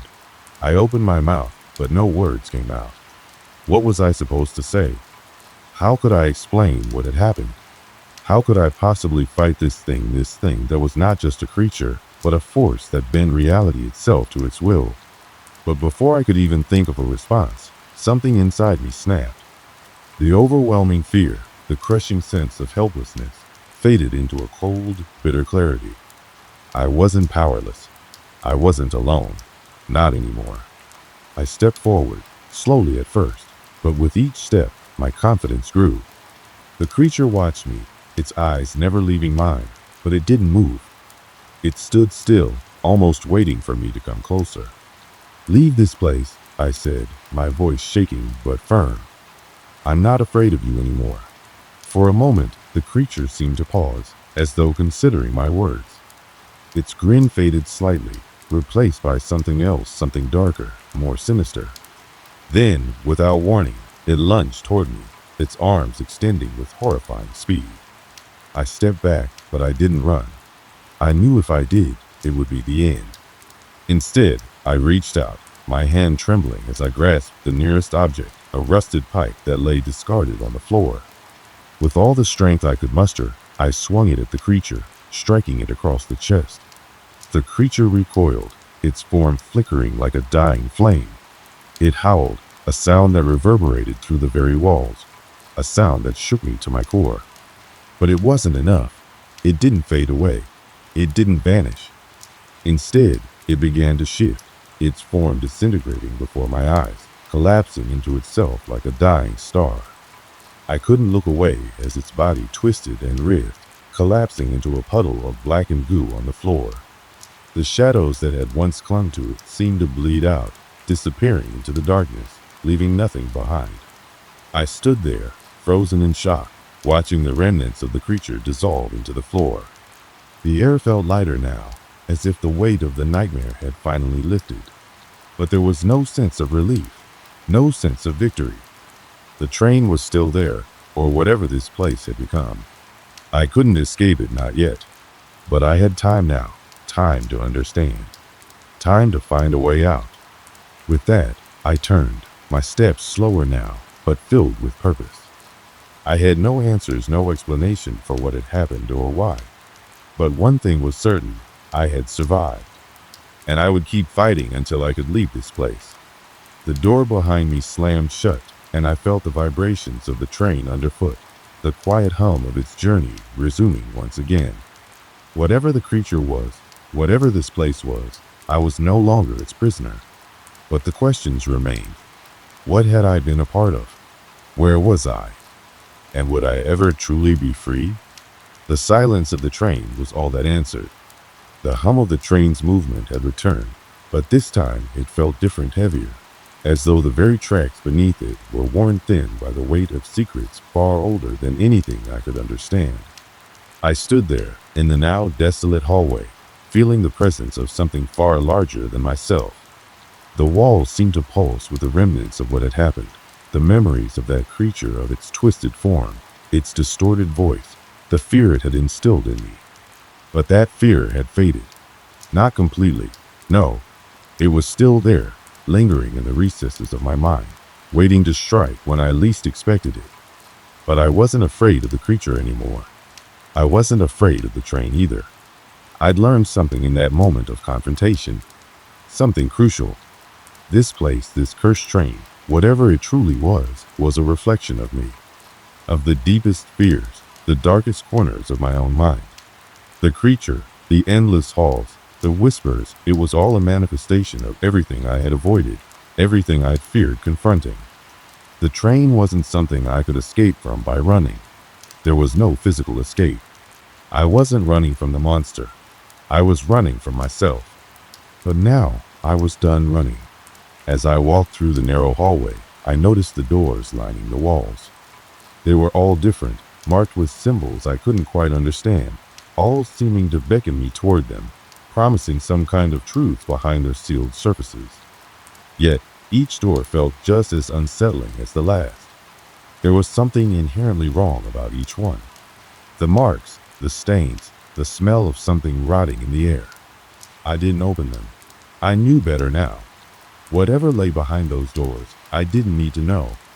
I didn't need to see.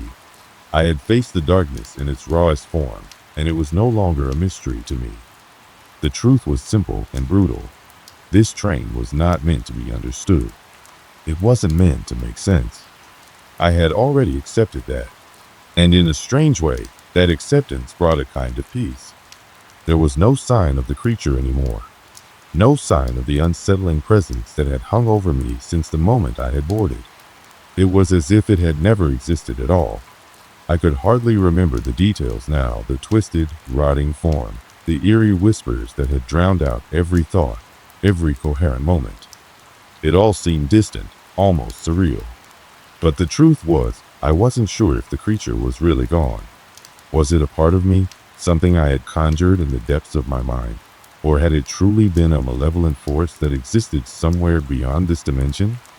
The boundaries between reality and the nightmare had blurred, and no matter how hard I tried to separate them, I couldn't shake the feeling that they were one and the same. I kept walking, each step more deliberate than the last, my eyes scanning the empty space around me. The train car was silent now, the flickering lights above me casting long, shuddering shadows on the walls. The sound of my footsteps, once so overwhelming, had faded into nothing, replaced by an oppressive quiet. The kind of silence that presses down on you, like the weight of the world, leaving you with nothing but your own thoughts. The windows, once dark and opaque, were now clear. I could see the world outside. But it wasn't the world I knew. The scenery was dark, twisted, deformed trees stretched out as far as the eye could see, their branches reaching like fingers into the dark sky. The landscape was vast and empty, but it was moving, shifting, twisting with each passing second. It wasn't natural. It was like the train was traveling through some other realm, a place outside the world I had once known. I pressed my face against the glass, trying to make sense of what I was seeing. The train moved steadily forward, the rhythmic clack of the wheels the only sound to break the silence. But it wasn't heading toward anything familiar. No cities, no towns, no familiar landmarks. There was no destination, just an endless, shifting world folding in on itself. Was this the afterlife? Or was I simply trapped in my own mind, stuck in some kind of psychological purgatory? I couldn't say for sure, but the question didn't matter anymore. I had stopped looking for answers. As I stood there, the realization hit me like a hammer. I wasn't supposed to escape this place. I wasn't meant to leave. The train wasn't a nightmare. It was a journey. It was a place to reflect, to confront what had been buried deep within me. The question of how I had gotten here, how I had boarded this train in the first place, remained unanswered. But I had stopped searching for that answer too. Because in the end, the journey wasn't about the destination. It was about facing the darkness inside myself and accepting it. I turned away from the window, the view outside still haunting me, and walked to the front of the train. There was no destination, no final stop. Just the endless movement forward, the never-ending hum of the train, and the echo of my footsteps. I reached the front car and looked out the driver's window, hoping for some clue, some sign of where this path was leading. But all I saw was the same never-ending stretch of twisted, distorted landscape. There was no way to know where the train was going. But maybe that didn't matter. Maybe it was enough to simply be on the train, to accept the journey for what it was. A place where time and space had no meaning, where I could stop running from myself and just exist. I could choose to ride it out, to continue this strange, endless journey into whatever darkness lay ahead. As the train picked up speed, I felt a strange sense of peace settle over me. The fear that had once gripped my heart, that relentless, gnawing fear of the unknown, had melted away. The creature was gone. The whispers had stopped, and in their place was a quiet, still acceptance. I was no longer fighting it. I was no longer trying to understand. I had become part of the journey, just another passenger aboard the train, traveling through a world beyond comprehension. And maybe, just maybe, that was enough. I took a deep breath, my mind clear for the first time in what felt like forever, and sat back, waiting for whatever came next. I didn't need answers. I didn't need to escape. The train was my home now. And for the first time in a long time, that was okay.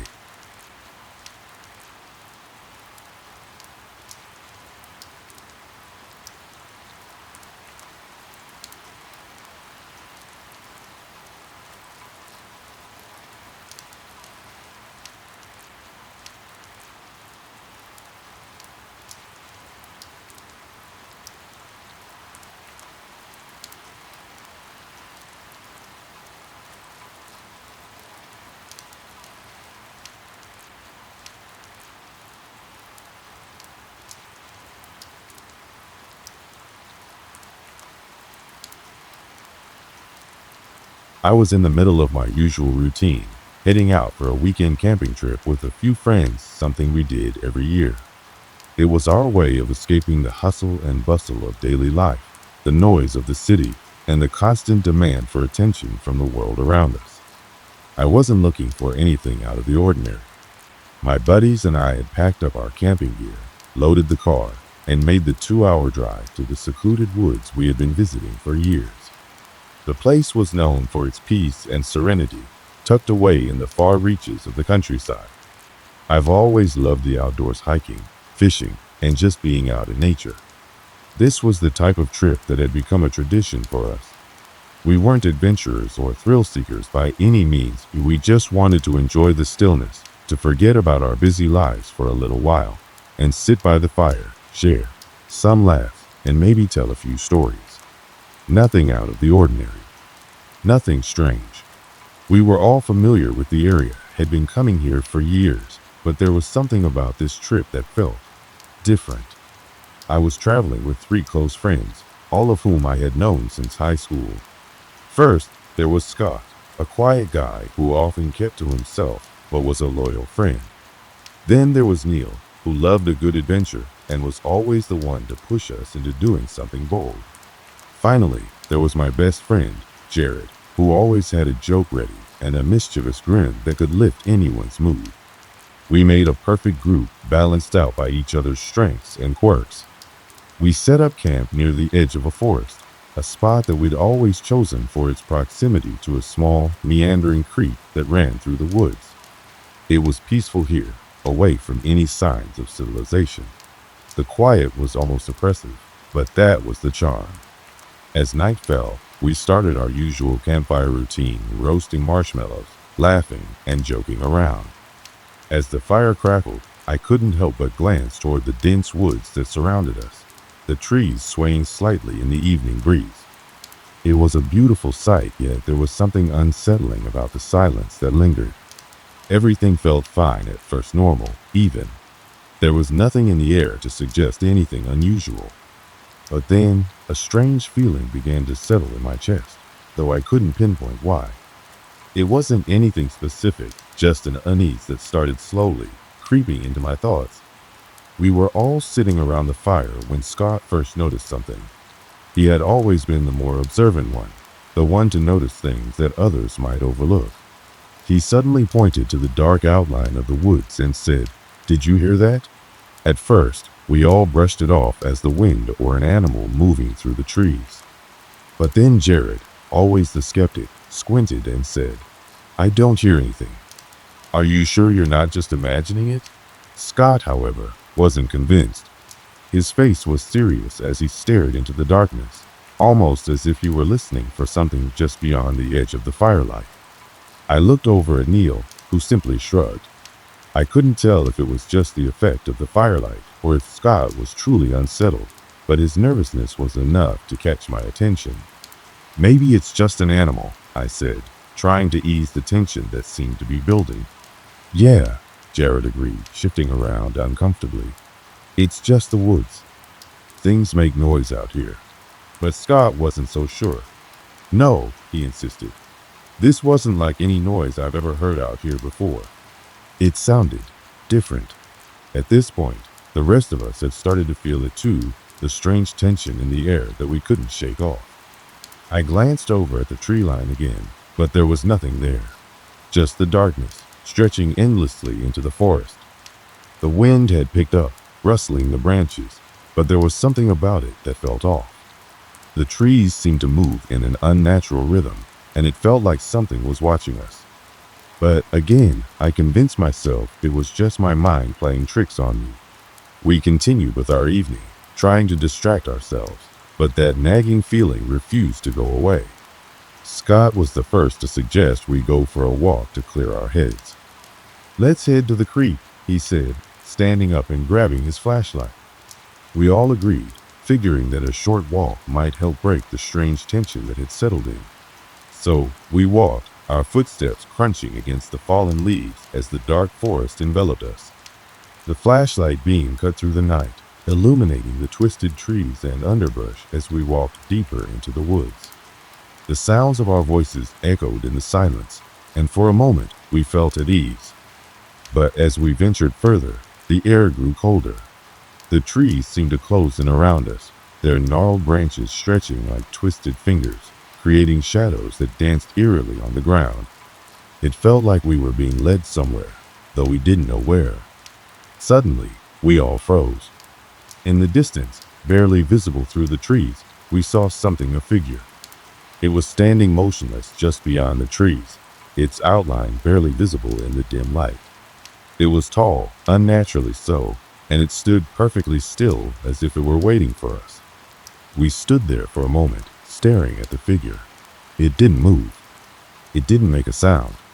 Just a silent, imposing figure standing in the darkness.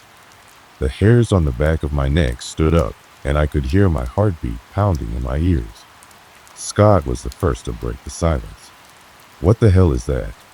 he whispered, his voice barely audible. We all took a step back, our breath quickening. The figure remained motionless, watching us, though we couldn't see its face.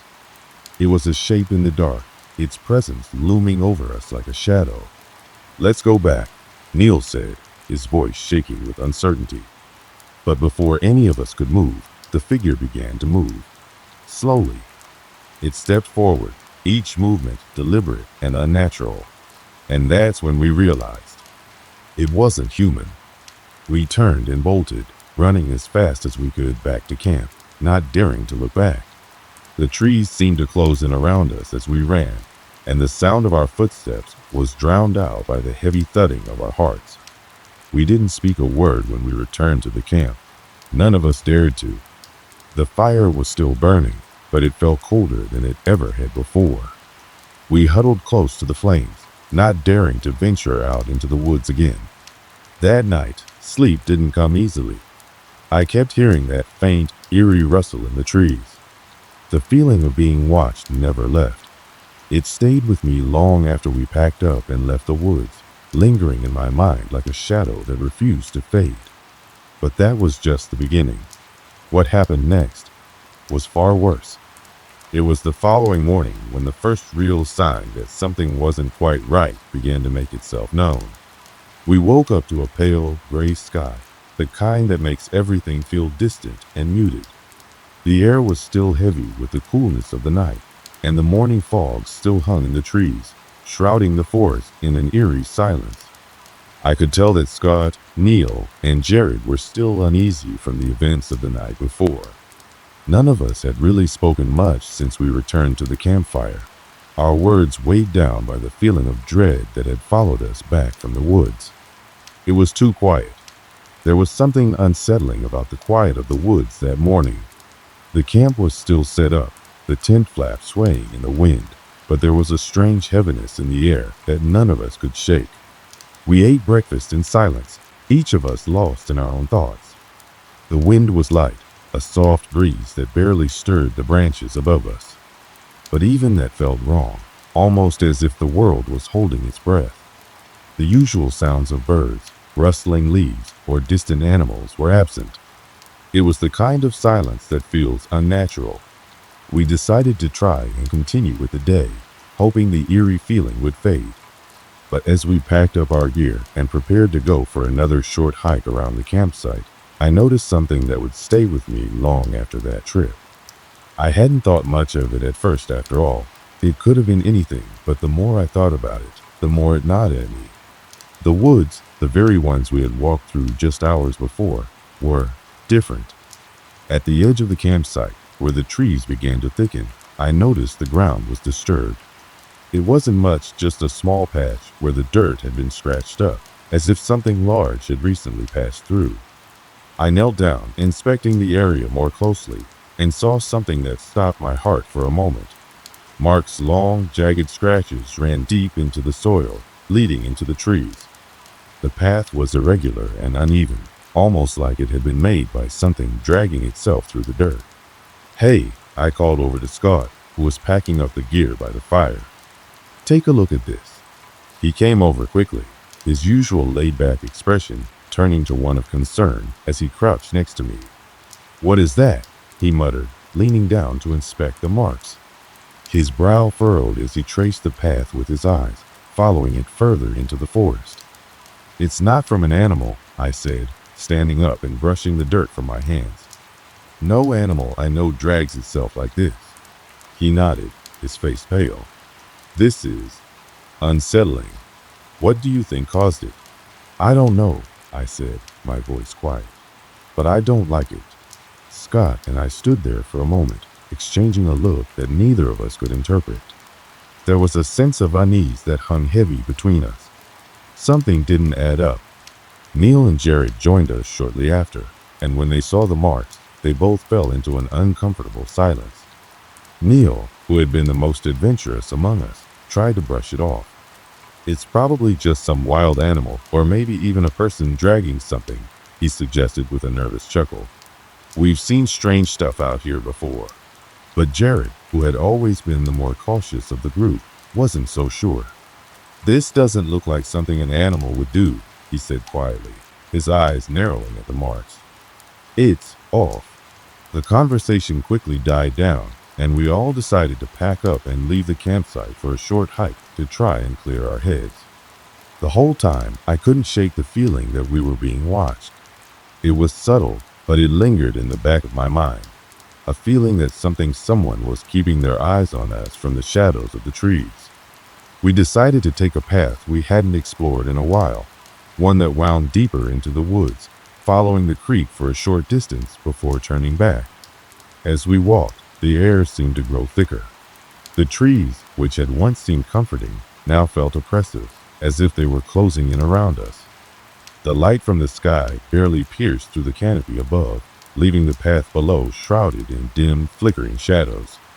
After about 20 minutes of walking in silence, we came across something else that only deepened the unease we were all feeling. Just off the trail, we spotted a large tree with a strange marking carved into its bark, a symbol roughly etched in a jagged line. It wasn't anything we recognized, but it was unmistakably deliberate, as if someone or something had taken the time to carve it into the tree. It was large, maybe the size of a dinner plate, with sharp, angular lines that made it look almost unnatural.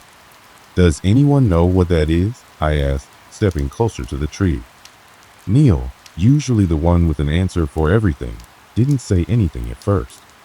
He was staring at the mark, his lips slightly parted. I could see the tension building in his posture, his shoulders stiffening.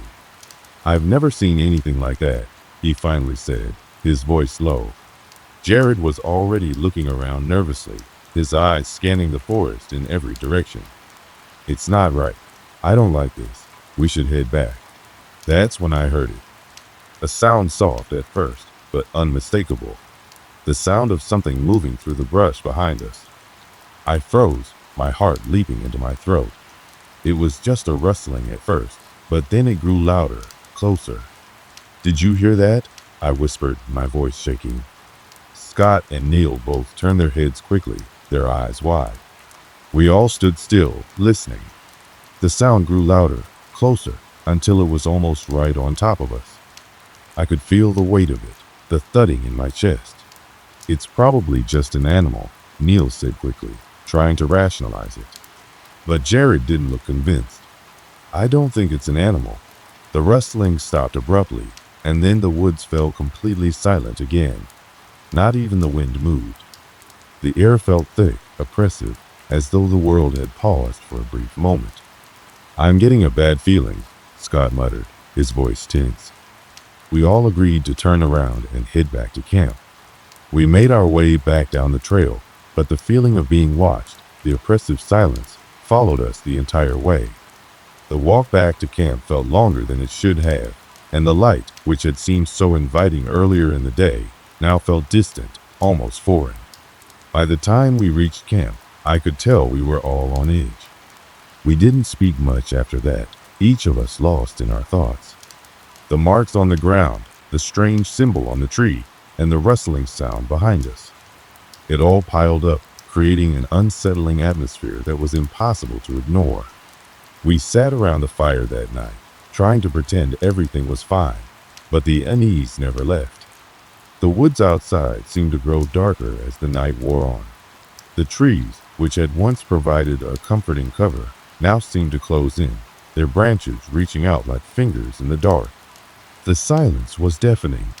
It wasn't until the fire crackled and a gust of wind blew through the trees that we realized something had changed.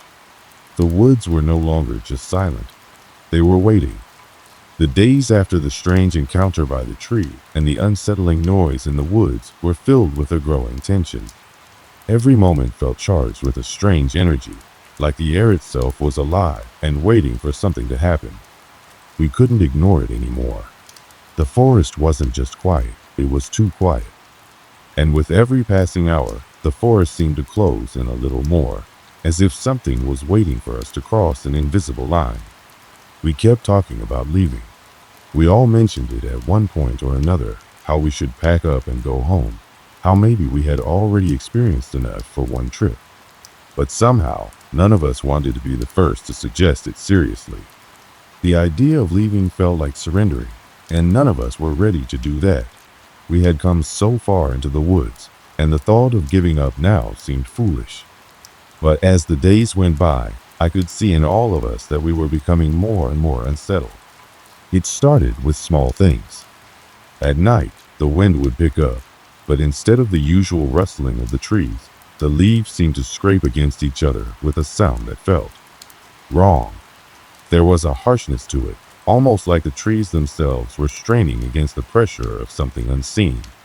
I couldn't quite put my finger on it, but every gust of wind seemed to bring with it a sense of unease, like the forest was whispering to itself, watching us from the shadows. And then there were the sounds at night, footsteps that couldn't be explained. At first, I thought it was just the shifting of branches or the creaking of the trees, but after a while, the noises became too deliberate. It wasn't just the wind. It wasn't just the natural sounds of the forest. It was something else. There were footsteps, slow, heavy, like someone was walking around our campsite, just beyond the firelight. Sometimes I'd wake up in the middle of the night to hear them, always coming from the same direction, the deep woods behind us. The footsteps would approach the edge of our camp and then stop, as though whatever it was had reached some invisible barrier. "Did you hear that?" I'd whisper to Neil or Scott, but they would only nod, their faces pale in the firelight, their eyes darting toward the trees. They had heard it too. But every time we tried to investigate, the sounds would stop.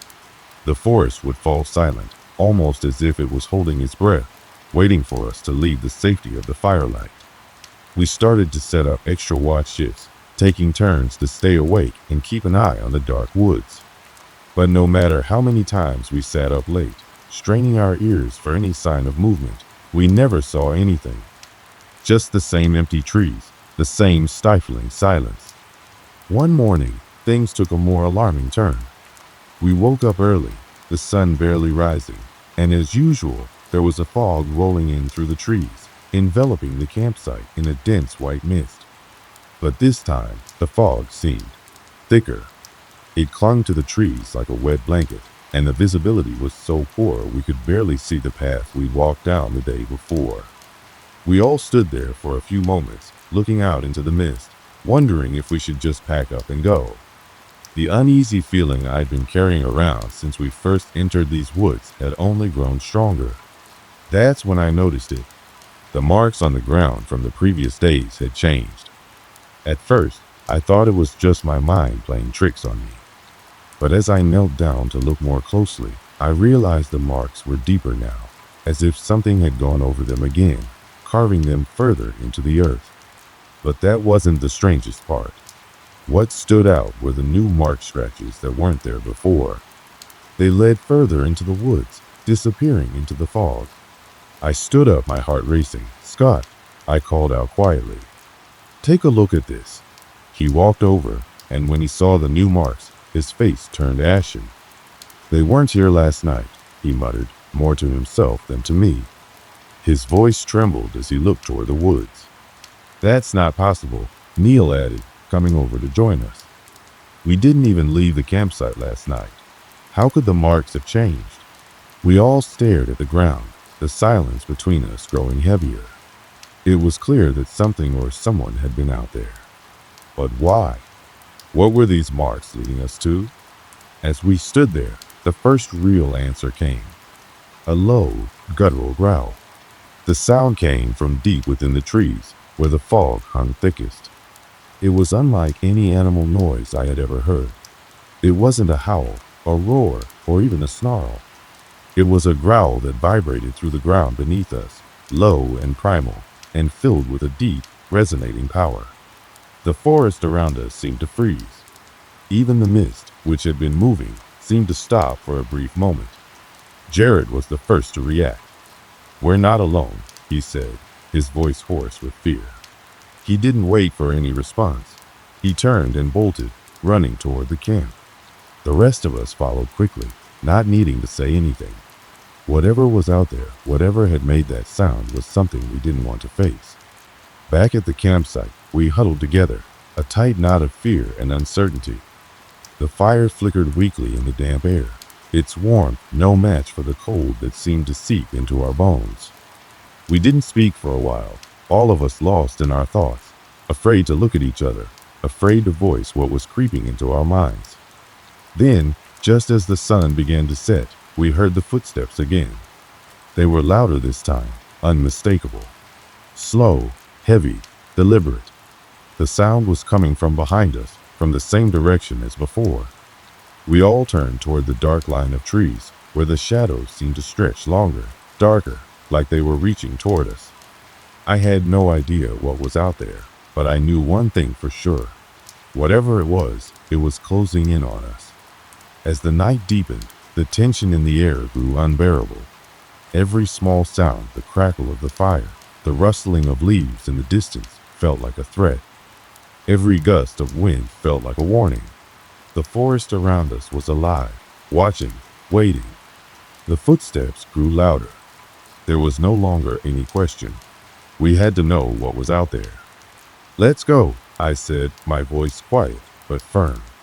Jared looked at me, wide-eyed. "You want to go into the woods?" I nodded. "We can't just sit here, not knowing. We need to find out what's going on." Scott, who had been silent until then, sighed. "I'll go. But if this turns into something more, I'm out." We all are. We stood there for a moment longer, the fire crackling between us, each of us knowing what we had to do, but still dreading it. But we couldn't stay here, not with the footsteps growing louder, not with the forest pressing in around us. And so, we began our search.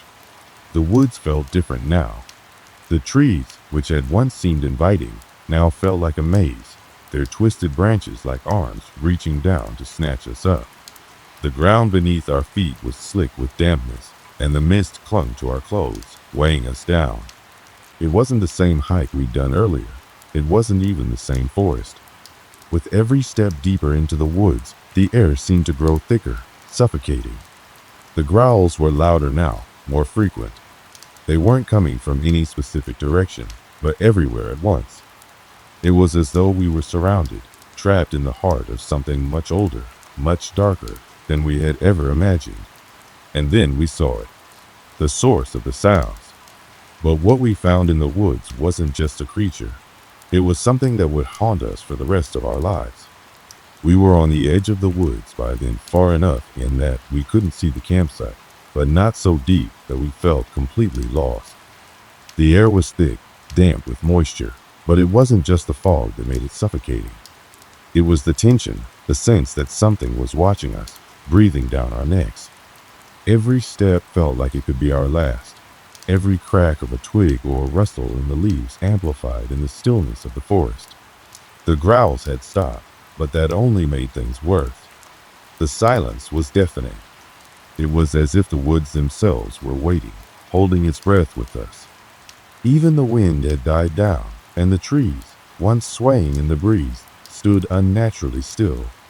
I led the group, my feet crunching softly against the damp ground, my mind racing, heart hammering in my chest. We had to know what was causing the sounds. What was lurking in the shadows? We couldn't go back until we found it. I glanced over my shoulder at Jared and Scott. They followed closely behind, their faces pale, their eyes wide with fear, but neither one spoke. They were too afraid to ask what was ahead, and too afraid to turn back. It was clear that whatever was waiting for us was far more terrifying than any of us could have imagined. We hadn't gone much further when I felt it. The air shifted. There was a subtle pressure that built up in the atmosphere, like the weight of the forest itself was closing in on us. I paused, a cold shiver running down my spine. Something wasn't right. There was something off. "Did you hear that?" Scott whispered, his voice barely audible. His eyes were darting around, his body tense, ready to bolt at any moment.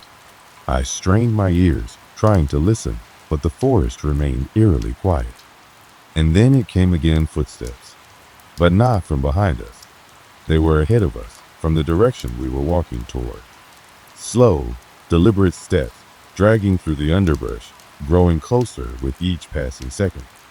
I turned to Jared, who had paled even more, his lips trembling. "Stay close," I whispered. But as soon as the words left my mouth, a low growl broke the silence. Closer now. It was a sound that made my blood run cold. It was unmistakable, like nothing I had ever heard before. It was guttural, deep, almost animalistic, but with a quality that sent a wave of dread crashing over me. Suddenly, the forest around us seemed to shift. The trees no longer felt like mere plants. They felt like silent sentinels, standing watch over something that didn't want us there. I looked up, my mind racing, but I couldn't see anything. The mist had become thicker, rolling in like a wall that closed us off from the rest of the world. And in that fog, something began to move. "Do you see that?" Jared whispered, his voice trembling. I turned to follow his gaze, and there, barely visible in the mist, I saw it, a shape. It was tall, much taller than any man should be, and it moved with a strange, fluid grace.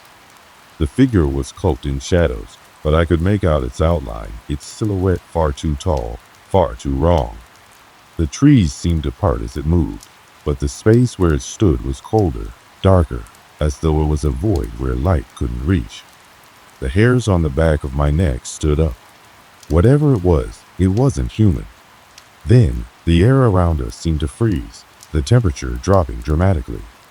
The figure in the mist moved again, closer this time, and I could see it more clearly. It wasn't just tall, it was unnaturally long, its limbs stretched in unnatural ways. Its skin, if you could even call it skin, was pale and stretched tight over bones.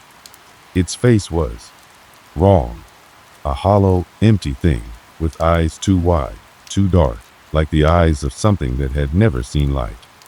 And its mouth opened in a grin that stretched too far, the edges pulling back to reveal rows of jagged, yellow teeth. I stumbled backward, my breath caught in my throat, but there was nowhere to go. The figure moved closer, its feet making no sound against the earth, as if it wasn't even touching the ground. The air grew colder still, and the darkness around it seemed to bend, warping as if it was alive. It wasn't just a figure. It was something ancient, something that shouldn't be here, and it was coming for us. "Run!" I shouted, but my voice was drowned out by a growl that rumbled through the forest, louder, more ferocious, closer than before. The sound made my blood run cold, paralyzing me where I stood. My legs felt like they were filled with lead, but somehow I found the strength to move, to force myself to turn and run. I glanced over my shoulder, and I could see Jared and Scott sprinting behind me, their faces masks of pure terror. I could hear their labored breathing, their feet pounding against the earth, but the growls behind us were getting closer, not fading like they should have been. It was as though whatever was chasing us was gaining on us faster than we could run. I could feel the fog closing in around us, wrapping us in its grip. The sounds of footsteps, of growls, were everywhere now, surrounding us, taunting us, forcing us forward into the dense trees. But no matter how fast we ran, the figure kept pace, always just out of sight, but never too far behind. "We have to find shelter," Scott screamed, his voice desperate.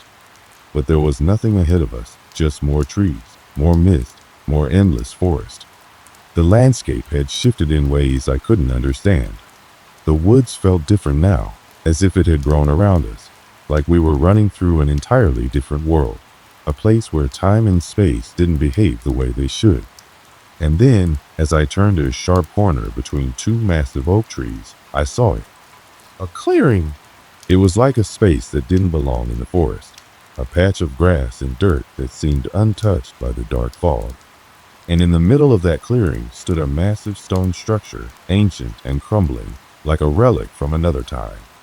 It wasn't a building, not really, but a ruin, an altar, perhaps, or a place of worship, or something darker. I didn't stop to analyze it.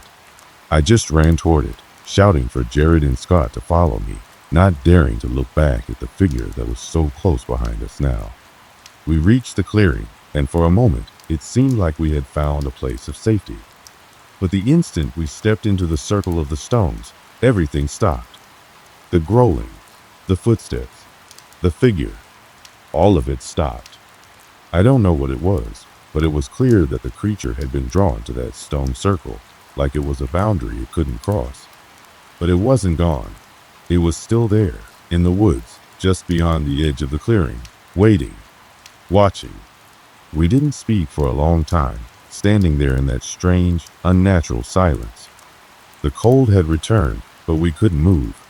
We were trapped, surrounded by the night, the forest, and the knowledge that we had barely escaped something much older and far more dangerous than we had ever realized. Whatever had been chasing us, whatever had been in the woods, was still out there, and we couldn't leave. The silence in the clearing was suffocating. As we stood there, barely breathing, the air seemed to thicken around us, pressing down on our shoulders like the weight of the entire forest. The stone circle we had found felt almost like a trap, a brief moment of safety within a world that had shifted into something foreign, something unfathomable. I looked at Jared and Scott. Both of them were visibly shaken, their faces pale under the dim light of the moon. Their bodies trembled, whether from the cold or the terror that had gripped us, I couldn't tell. We had escaped, for now, but we were far from safe. "Is it gone?" Scott asked, his voice hoarse. I didn't answer right away, too scared to say the words aloud. I wanted to believe that whatever had been hunting us was gone, that the stone circle had kept it at bay. But deep down, I knew it wasn't that simple. There was no sense of finality, no feeling of closure. Something still lingered, hovering just outside the circle, waiting, watching. The sounds that had chased us here were still there, but now they were different. It wasn't the growls or the footsteps anymore. It was the unmistakable feeling of being surrounded, as if the trees themselves had closed in on us, as if they were whispering to each other, passing along their dark knowledge. The cold had become unbearable now, the air so frigid it felt like it was cutting through us, freezing the very marrow in our bones. "We can't stay here," Jared said, his voice low and urgent. "It's only a matter of time before it finds a way around this place. We have to leave." His words struck me like a slap, and I shook my head. It wasn't just the creature we had to worry about now, it was the forest itself. Something had shifted in the woods, something that couldn't be explained by rational thought. The trees were wrong, the ground beneath our feet felt wrong, and the air itself seemed to hum with an ancient energy that pressed against our skin. We weren't just being hunted. We were in the middle of something far older than us, something that existed long before we set foot in these woods. And now, we were part of it, trapped in its grasp. "I don't think we can leave," I muttered, my voice barely a whisper. My words hung in the air like a grim truth we were all too afraid to face. Jared and Scott both turned to look at me, their eyes wide with disbelief. "What do you mean, we can't leave?" Scott asked, his tone edged with panic. "I mean, look around you," I said, gesturing to the dark trees, the fog that still clung to the ground like a predator's breath. "This place isn't like any forest I've ever seen. The moment we step out of here, whatever's out there, whatever's in the woods, is going to get us." The realization hit us all at once. The stone circle had provided a brief respite, a temporary sanctuary, but it was no guarantee of safety. And worse, there was no clear path back to the campsite. We had strayed too far into the woods, and now we were cut off from everything familiar. Jared's expression faltered, and Scott looked like he was about to break down. The fear was too much, and it showed in the way they both gripped their arms, as if trying to hold themselves together. We need to try and get back," Jared said, his voice shaky. "We can't stay here forever." "But how?" I asked, my mind racing. "If we leave, we'll be right back where we started. And if we don't, we'll starve here in the dark." The tension between us was palpable. I could see the doubt in their eyes, the uncertainty of whether to trust the woods, whether to risk trying to find our way back or stay here and face whatever might be lurking just beyond the edge of the stone circle. It was a decision none of us wanted to make, but we couldn't stay here much longer. The longer we remained, the more it felt like the forest was closing in on us, suffocating us with its presence. "I don't care," Scott finally said, his voice raw with emotion. "I'm not staying here. We'll find a way back. We have to." I nodded, swallowing my fear. We had to go. We had to try. Even though I knew deep down it might be too late. We moved out of the stone circle, slowly at first, as if testing the air, testing the woods for any signs of danger. The mist had lifted slightly, but the moonlight was still weak, barely filtering through the canopy above. The woods seemed to stretch endlessly ahead of us, the trees standing like silent sentinels, blocking any path forward, any chance of escape. The growls from earlier had stopped completely, but the stillness was even worse. It was unnatural. The air felt heavy, thick with something unseen. And then there was the subtle sense of being watched, a sense that we weren't alone, that the forest was no longer just a forest, but something alive, something that knew we were there. We pushed forward, trying to stay together, trying to stick to some semblance of a path, but the forest had turned against us. Every step we took seemed to lead us deeper into a labyrinth we couldn't understand. The trees closed in around us, and every direction looked the same. After what felt like hours, we found ourselves back at the clearing exactly where we had started. "How?" Jared gasped, his face pale. "We were just there. How is this possible?" It was as if the forest itself had played tricks on us, had twisted the very space around us. We had walked in circles, retraced our steps without even realizing it. And now, the stone circle that had seemed like our only hope felt more like a cage than a sanctuary. I turned to the others, my heart pounding in my chest. "We can't go on like this," I said, my voice barely a whisper. "We need to find another way." But as the words left my lips, the fog began to roll in again, thickening, swallowing the clearing whole. The air grew colder, and the trees seemed to bend toward us, creaking under an invisible weight. It was happening again. The growls returned closer, more intense. Something was out there, something that had been waiting for us to make a move. And now, we were running out of options. The creature, the forest, it was all closing in on us. In the distance, through the fog, I saw a shadow move, something tall and dark. It wasn't the figure from before, but it was just as menacing. And this time, it wasn't alone. "Run!" I screamed, turning to flee. But I didn't know where we could run to anymore. The forest had us trapped, and we had no way out. The sounds of the forest seemed to reach a fever pitch as we sprinted through the trees, our hearts pounding in our chests. The growls that had once been distant were now close, too close, echoing around us in the thick fog that had rolled in once again. I could hear Jared and Scott's labored breathing behind me, but I didn't dare look back. We couldn't afford to slow down, not now. But no matter how fast we ran, the shadows seemed to stretch farther ahead of us, twisting into grotesque shapes that reached out, trying to grab us, pull us back into the darkness. The trees, which had once seemed like silent observers, now seemed to come alive, their branches creaking and groaning under some unseen weight. The ground beneath our feet was slick, uneven, as if the forest itself was fighting against us. "Where the hell are we going?" Scott shouted, his voice barely audible over the rising cacophony of growls and the pounding of our footsteps. "There's nowhere to run. We're never getting out of here." I didn't have an answer. In truth, I didn't even know where we were. I had no sense of direction, no sense of time. The forest had swallowed us whole, and everything familiar had been erased. It was as if we had entered a realm that existed outside of the world. We knew a place where time had no meaning, where the very essence of the forest bent reality to its will. But even as I felt the weight of despair settle in, I kept moving, kept running. There was something in me, some deep instinct, that told me that stopping would mean we'd be lost forever. The moment we stopped, we would be consumed, dragged into the woods and forgotten, just like the others who had vanished before us.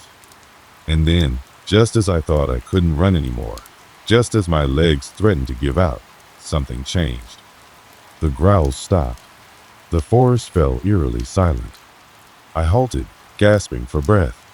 Jared and Scott came up beside me, equally breathless, their eyes wide with fear and confusion. We all stood there, in the middle of the fog-choked woods, waiting for something to happen. The silence stretched on, thick and suffocating, until finally, a voice broke through the stillness. It wasn't a growl or a whisper, but a man's voice, ragged and distant. "Go now." The voice came from all around us, but there was no one there. It was the voice of the forest itself, of the trees and the earth, speaking to us in some ancient tongue we couldn't understand. But the message was clear: leave, and leave now, before it was too late. I turned to Jared and Scott, who were both staring at me, wide-eyed, as if waiting for me to make the decision. But I didn't have to think twice. We had no choice. We couldn't stay here any longer. Whatever force was at work in these woods had made its intentions clear, and if we didn't leave now, we'd be swallowed whole by it. Without a word, I turned and started moving. Jared and Scott followed, though they didn't seem to share the same urgency I felt. They were still looking around, as if half expecting something to appear out of the fog at any moment. As we moved forward, I couldn't shake the feeling that the forest was watching us, that we were being herded, driven in a specific direction. Every step seemed to bring us closer to the edge of the woods, closer to the safety of the clearing we had first entered, but there was no sign of any exit. The trees seemed to close in around us, as if pushing us back toward the heart of the forest. The air was thick with something, an oppressive weight that made it hard to breathe. But then, finally, we saw the faint outline of the clearing. The stone circle. It stood there like a beacon of safety, though I knew deep down that nothing was truly safe anymore. But it was a place we knew, a place where we could at least pause, catch our breath, and figure out what to do next. We reached the clearing, and for a brief moment, it seemed as though the forest had relented. The growls and the whispers stopped. The trees stood still, their branches no longer bending toward us. The fog began to lift, and the moonlight returned, casting a pale glow over the stones in the circle. but I knew better than to trust the calm. The forest didn't offer peace. It only offered an illusion of safety, a brief respite before it pulled you back into its grasp. I turned to look at Jared and Scott, who were standing a few feet behind me, their faces pale and drawn with exhaustion. "What now?" Jared asked, his voice barely more than a whisper. I didn't have an answer, but I knew that we couldn't stay here forever.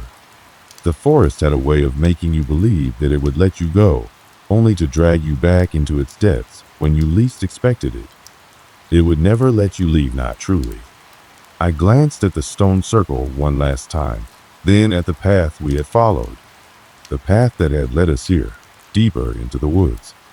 I didn't know if it was safe to go back the way we had come, but I knew we couldn't stay here. Whatever had been hunting us would return, sooner or later. We had to find a way out before it was too late. As we stood there, in the center of the clearing, I could feel the weight of the forest pressing down on us again. The silence was deafening. The woods were waiting, patient, as if the forest itself was holding its breath, waiting for the moment when we would make our final move. I turned back toward the edge of the clearing. "We go now," I said, my voice steady despite the fear that still gripped me. "We find our way out, or we don't leave at all." Jared and Scott nodded, though I could see the doubt in their eyes. But they followed me, and together we stepped out of the clearing, into the woods once more. This time, there would be no turning back.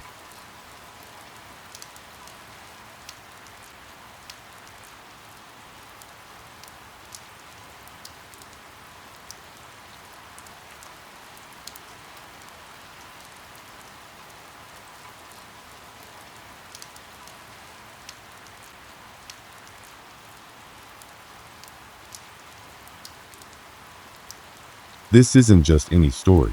It's one that I've lived through, and I can still feel the chills creep up my spine every time I think back to it. It happened a few years ago, but it still haunts me. Let me take you back to a time when I was working at a hospital. It was a well-known medical center located on the outskirts of the city, a place where life and death met daily. I had been working there for some time, and although the hospital had its share of unsettling events, I had always chalked them up to mere coincidence or the stress of the job. Back then, I was just like any other nurse doing my rounds, talking to patients, handling my responsibilities, and going home at the end of the day, exhausted but satisfied with the work I'd done. The hospital had an almost eerie calm about it, the kind that was familiar to anyone who worked there. You'd hear the occasional murmur in the halls or the shuffle of feet in the dark corners of the building, but nothing that would send a chill down your spine. It was a place of healing, and I had always viewed it that way. The staff consisted of doctors, nurses, and various specialists. My shift was the night shift, often from 11 p.m. to 7 a.m. There was something oddly peaceful about those hours, despite the hospital being full of life and suffering. The ward was quieter, the bustle of the day had settled, and there was a calm that fell over everything as patients tried to sleep or undergo treatments. On this particular night, everything seemed the same as usual patients in their rooms, the fluorescent lights buzzing softly, and the usual night shift staff moving quietly through the halls. I worked alongside a few other nurses, and we all had our routine. The nurses' station was quiet, the monitors beeped in the background, and the sounds of the hospital system's humming were almost comforting. But as the hours dragged on, there was something different in the air. It was subtle at first, a slight change that made my stomach twist in an odd way. The hospital, which had always been a place of healing, now felt off. I couldn't shake the sensation that something was wrong. It wasn't until later in the evening that I began to realize that this wasn't just the normal tiredness that comes with working a long shift. There was something else, something I couldn't quite explain. I tried to brush it off, but then I met the new patient, an older gentleman who had just been admitted to the ICU. He was conscious but weak, struggling to breathe. The room he was assigned was at the far end of the hall, near a section of the hospital that rarely saw visitors after hours. It wasn't that it was a bad part of the hospital, but it was isolated, and there was something about that part of the building that felt different. I had passed the room several times, noting the strange smell in the air and the unusual quietness in the hallways. The patients in nearby rooms seemed to have a certain unease about them as well. Even the doctors appeared a bit distracted, their glances darting down the hallway as if they were sensing something just beyond their sight. But no one said anything. The atmosphere was thick with unspoken words. The hospital was known for having its fair share of strange occurrences, unexplained noises, patients who swore they saw things that weren't there, and even a few stories of staff members claiming to feel something cold brush past them in empty rooms. But I had always dismissed these stories. After all, it was just a hospital. People were sick. The mind plays tricks when it's exhausted. At least, that's what I told myself. That is, until the events of that night. I'll never forget the first time I heard it, the sound of footsteps in the hallway, echoing in the stillness of the night. At first, I thought it was just another nurse making their rounds. But when I looked, the hallway was empty. No one was there. The footsteps continued, slow and deliberate, as if someone were walking toward me from a distance. I glanced at my coworkers, but they didn't seem to notice. It wasn't the usual shuffle of feet, but a deliberate, almost rhythmic step. My heart rate quickened, and I couldn't help but feel a sense of dread creeping over me. I stood by the nurse's station, staring down the empty hallway, trying to make sense of it. But the longer I stood there, the more I realized that something was definitely wrong. My stomach churned, and my hands started to sweat. I brushed it off as my imagination. But as the night wore on, the feeling of unease grew. I began to notice other things, small things at first. The flickering of lights in certain rooms. The faint sound of a door opening and closing on its own. The sensation of being watched when I was alone in the break room. I tried to convince myself that it was just the stress of the shift, the long hours, and the exhaustion. But deep down, I knew that something was wrong. It was just past 2 a.m. when the first strange occurrence happened that night. I had finished making my rounds and was sitting at the nurse's station, flipping through some patient charts. The night had settled into its usual rhythm, the occasional beeping of machines and the distant murmur of conversations from other departments filling the air. But then, I heard it again, the sound of footsteps. It wasn't the usual echo of footsteps that came from nurses or patients shuffling down the hallway. No, these were deliberate, measured steps, slow and almost deliberate, as if someone was pacing back and forth. I turned my head toward the source of the sound, expecting to see one of my coworkers, but there was no one in sight. The hallway was as empty as it had been moments before.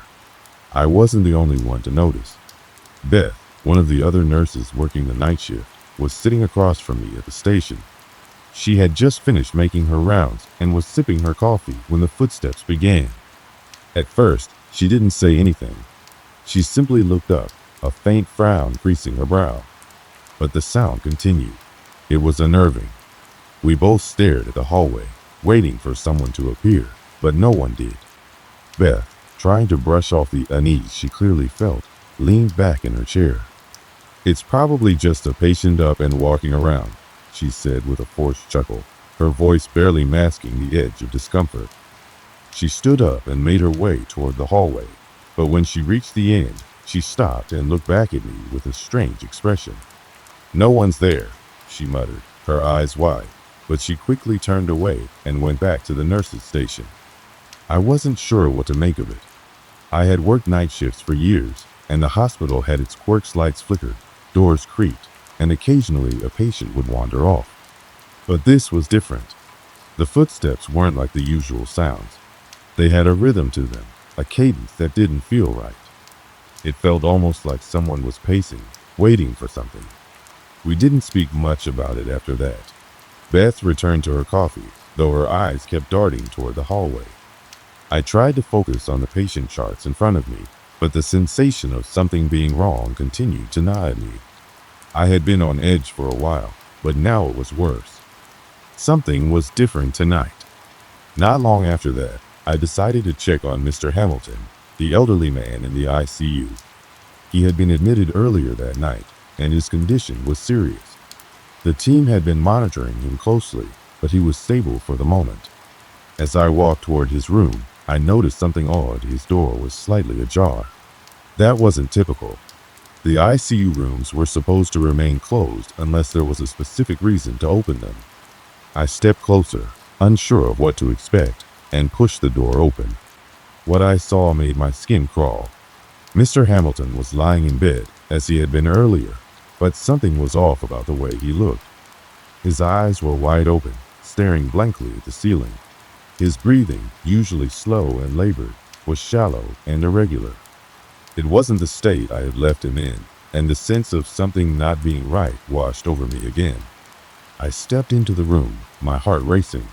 The smell in the air was heavier than before, tinged with something metallic, like blood. My instinct screamed at me to leave the room, but I had to check on him. I took his vitals, trying to ignore the strange sensation in the room.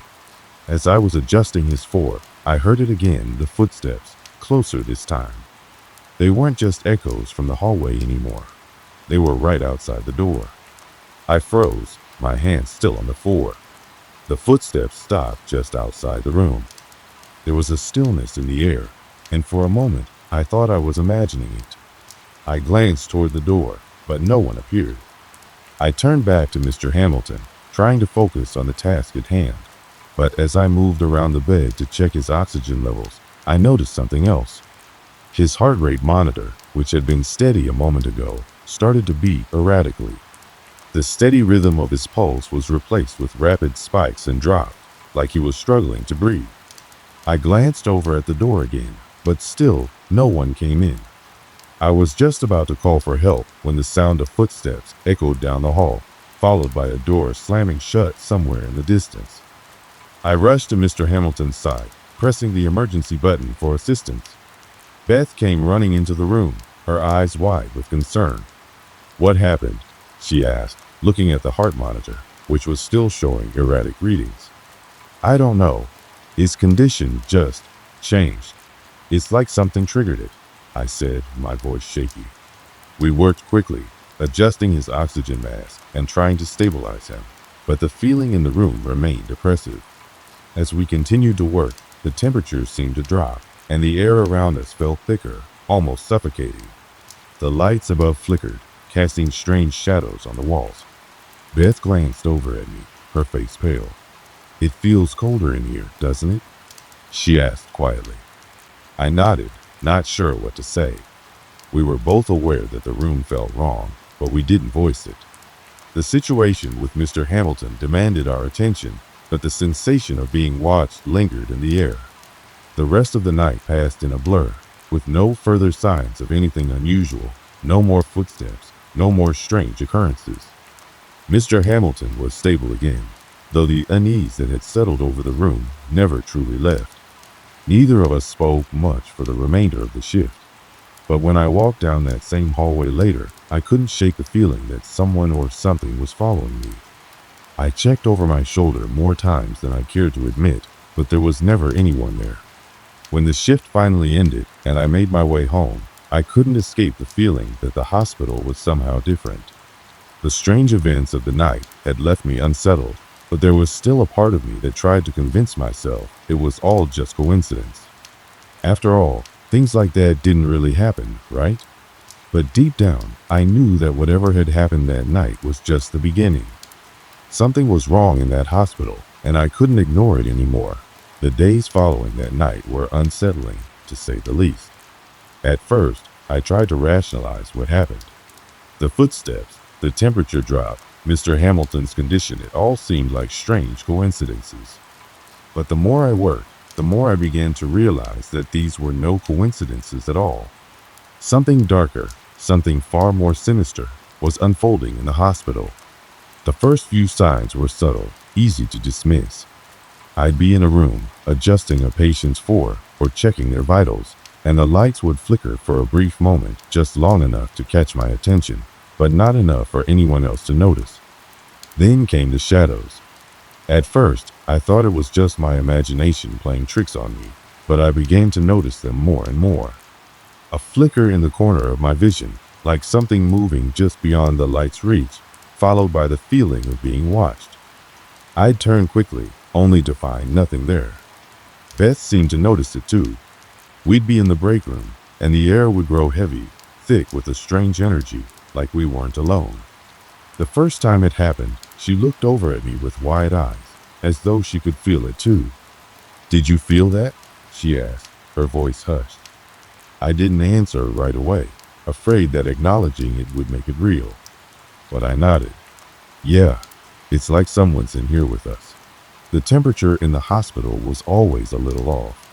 It was a big building, old and creaky, and the heating system was never quite reliable. But the coldness I started to feel in certain hallways seemed unnatural. It wasn't just the usual draft. It was as though the air itself had become dense, like it was pressing against my skin. One night, as I walked down the east wing of the hospital, the temperature dropped so suddenly that I could see my breath, even though it was a warm summer night. The hairs on the back of my neck stood up, and I quickened my pace, eager to leave the corridor behind. Then came the sounds. At first, it was just the occasional creak of floorboards or the low hum of an air conditioning unit cycling on and off. But then, the noises grew more frequent, more distinct. One night, as I was heading toward the storage room to fetch some supplies, I heard the unmistakable sound of something scraping against the floor, followed by the soft whisper of footsteps. I froze, heart pounding in my chest. I looked around, expecting to see one of the night staff, but there was no one. The hallways were empty, the lights dim and flickering overhead. The sound came again, this time, closer. I quickly turned around, glancing down the hallway, but saw no one. As I continued my rounds, I noticed that the patients were also acting strangely. Several of them seemed to be waking up at odd hours, their eyes wide with fear, even though nothing had been wrong. They'd whisper things to me when I checked on them, things that didn't make any sense. One elderly woman clutched my hand tightly, her voice trembling as she muttered, "He's here. He's watching me." I didn't know how to respond to that.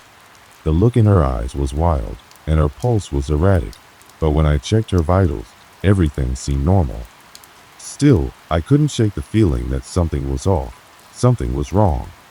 Beth and I began talking more about the strange events, trying to make sense of it all.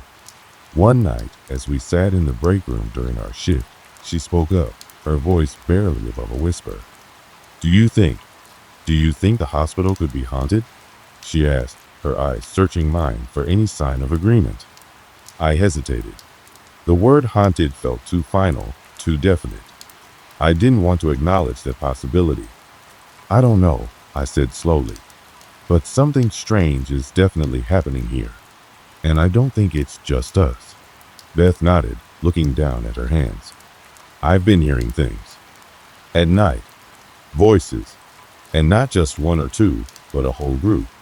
Like they're talking to each other in another room."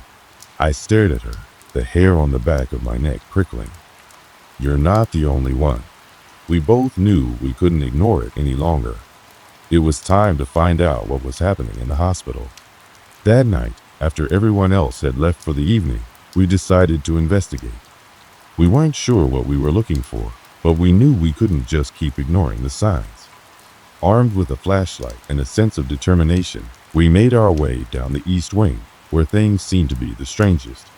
The lights flickered as we walked, casting eerie shadows on the walls. The sound of our footsteps echoed in the empty hall, the only noise breaking the oppressive silence. We reached the storage room, where I had heard the strange scraping noise earlier, and found the door slightly ajar. Beth pushed it open slowly, the creak of the hinges sending a chill down my spine. The room was dark, the air thick with dust. We both stepped inside, scanning the room for anything out of the ordinary. Nothing. Just boxes and medical equipment. But as we turned to leave, the door slammed shut behind us with a force that made both of us jump.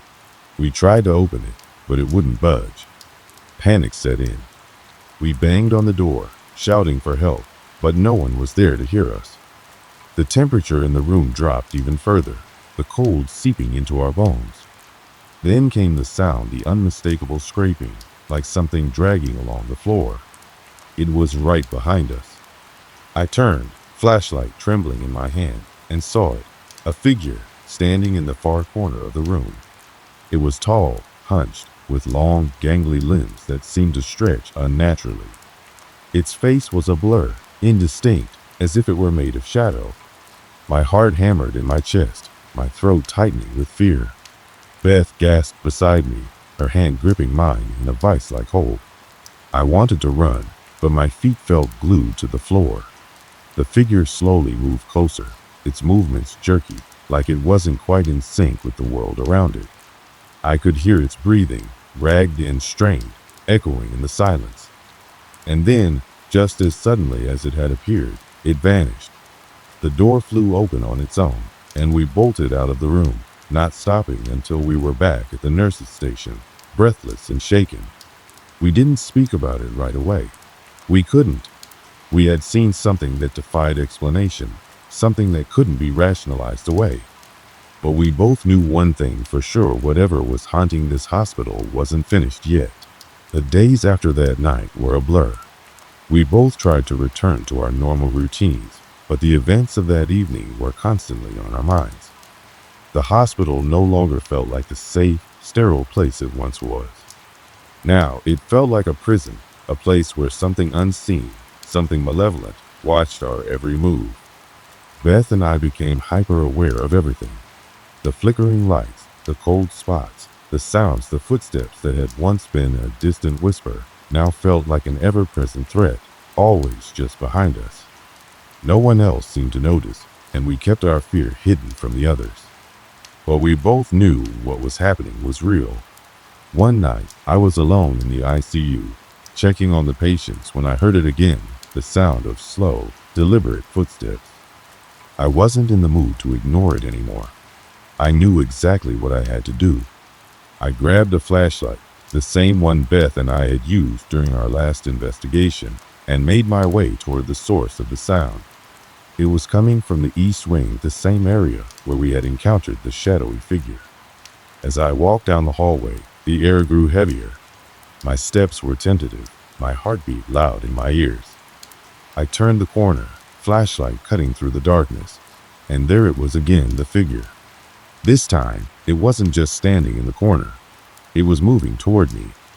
My breath caught in my throat as it took slow, calculated steps toward me, its face still a blur, but I could feel its presence, cold and suffocating. My legs shook, and for a moment, I thought I might faint. But then, it spoke. "Leave this place." The voice was low, gravelly, and it vibrated in my bones. I took a step back, not sure what to do, not sure how to react. But then it spoke again, and this time, its words were clear. "You should have left long ago." The figure advanced, and I couldn't move. Panic surged through me. I wanted to run, to get away from whatever this thing was, but I was frozen. The cold in the room intensified, and I felt the weight of something pressing on my chest. Suddenly, the lights in the hallway flickered and then went out completely. In the pitch-black darkness, I could hear the figure's labored breathing, closer now. I turned and ran, my feet pounding against the floor, but I could still feel its presence behind me. I finally made it back to the nurse's station, breathless, heart racing. I slammed the door behind me and locked it, my hands trembling. I looked around, but Beth wasn't there. I waited, listening. I wasn't alone. But when the door creaked open moments later, it was her standing there, pale and wide-eyed, as terrified as I felt. "Did you see it too?" I whispered, my voice shaky. Beth nodded slowly, her voice barely audible. "It's not just the hospital. It's everything here." And for the first time, I realized that whatever was haunting the hospital was more than just a spirit or a shadow. It was a force, something ancient and dark, and it wasn't finished yet. Whatever it was, it had been waiting for us, and now we had to face it head on. Beth and I made the difficult decision to leave the hospital. The terror had become too much to bear, and we couldn't ignore the lingering presence that seemed to haunt every corner of the building. The staff, unaware of the events we had experienced, continued their shifts as if nothing had changed. But we knew the truth. The hospital was no longer a safe place. We left without looking back. and although we never spoke about what happened to anyone else, we both carried the weight of it with us. Some nights, I still hear those footsteps echoing in my mind, a reminder that whatever we had faced, it wasn't over. Years later, I returned to that city, driven by a need to understand the events that had unfolded. The hospital had long since been abandoned, its halls empty and decaying. As I stood in front of the building, I realized that the answers I had sought would never come. Some things, it seemed, were meant to remain unknown, forever lurking in the shadows. The memories of that place would stay with me, not as a nightmare, but as a warning, a reminder of the darkness that can quietly seep into the world when we least expect it.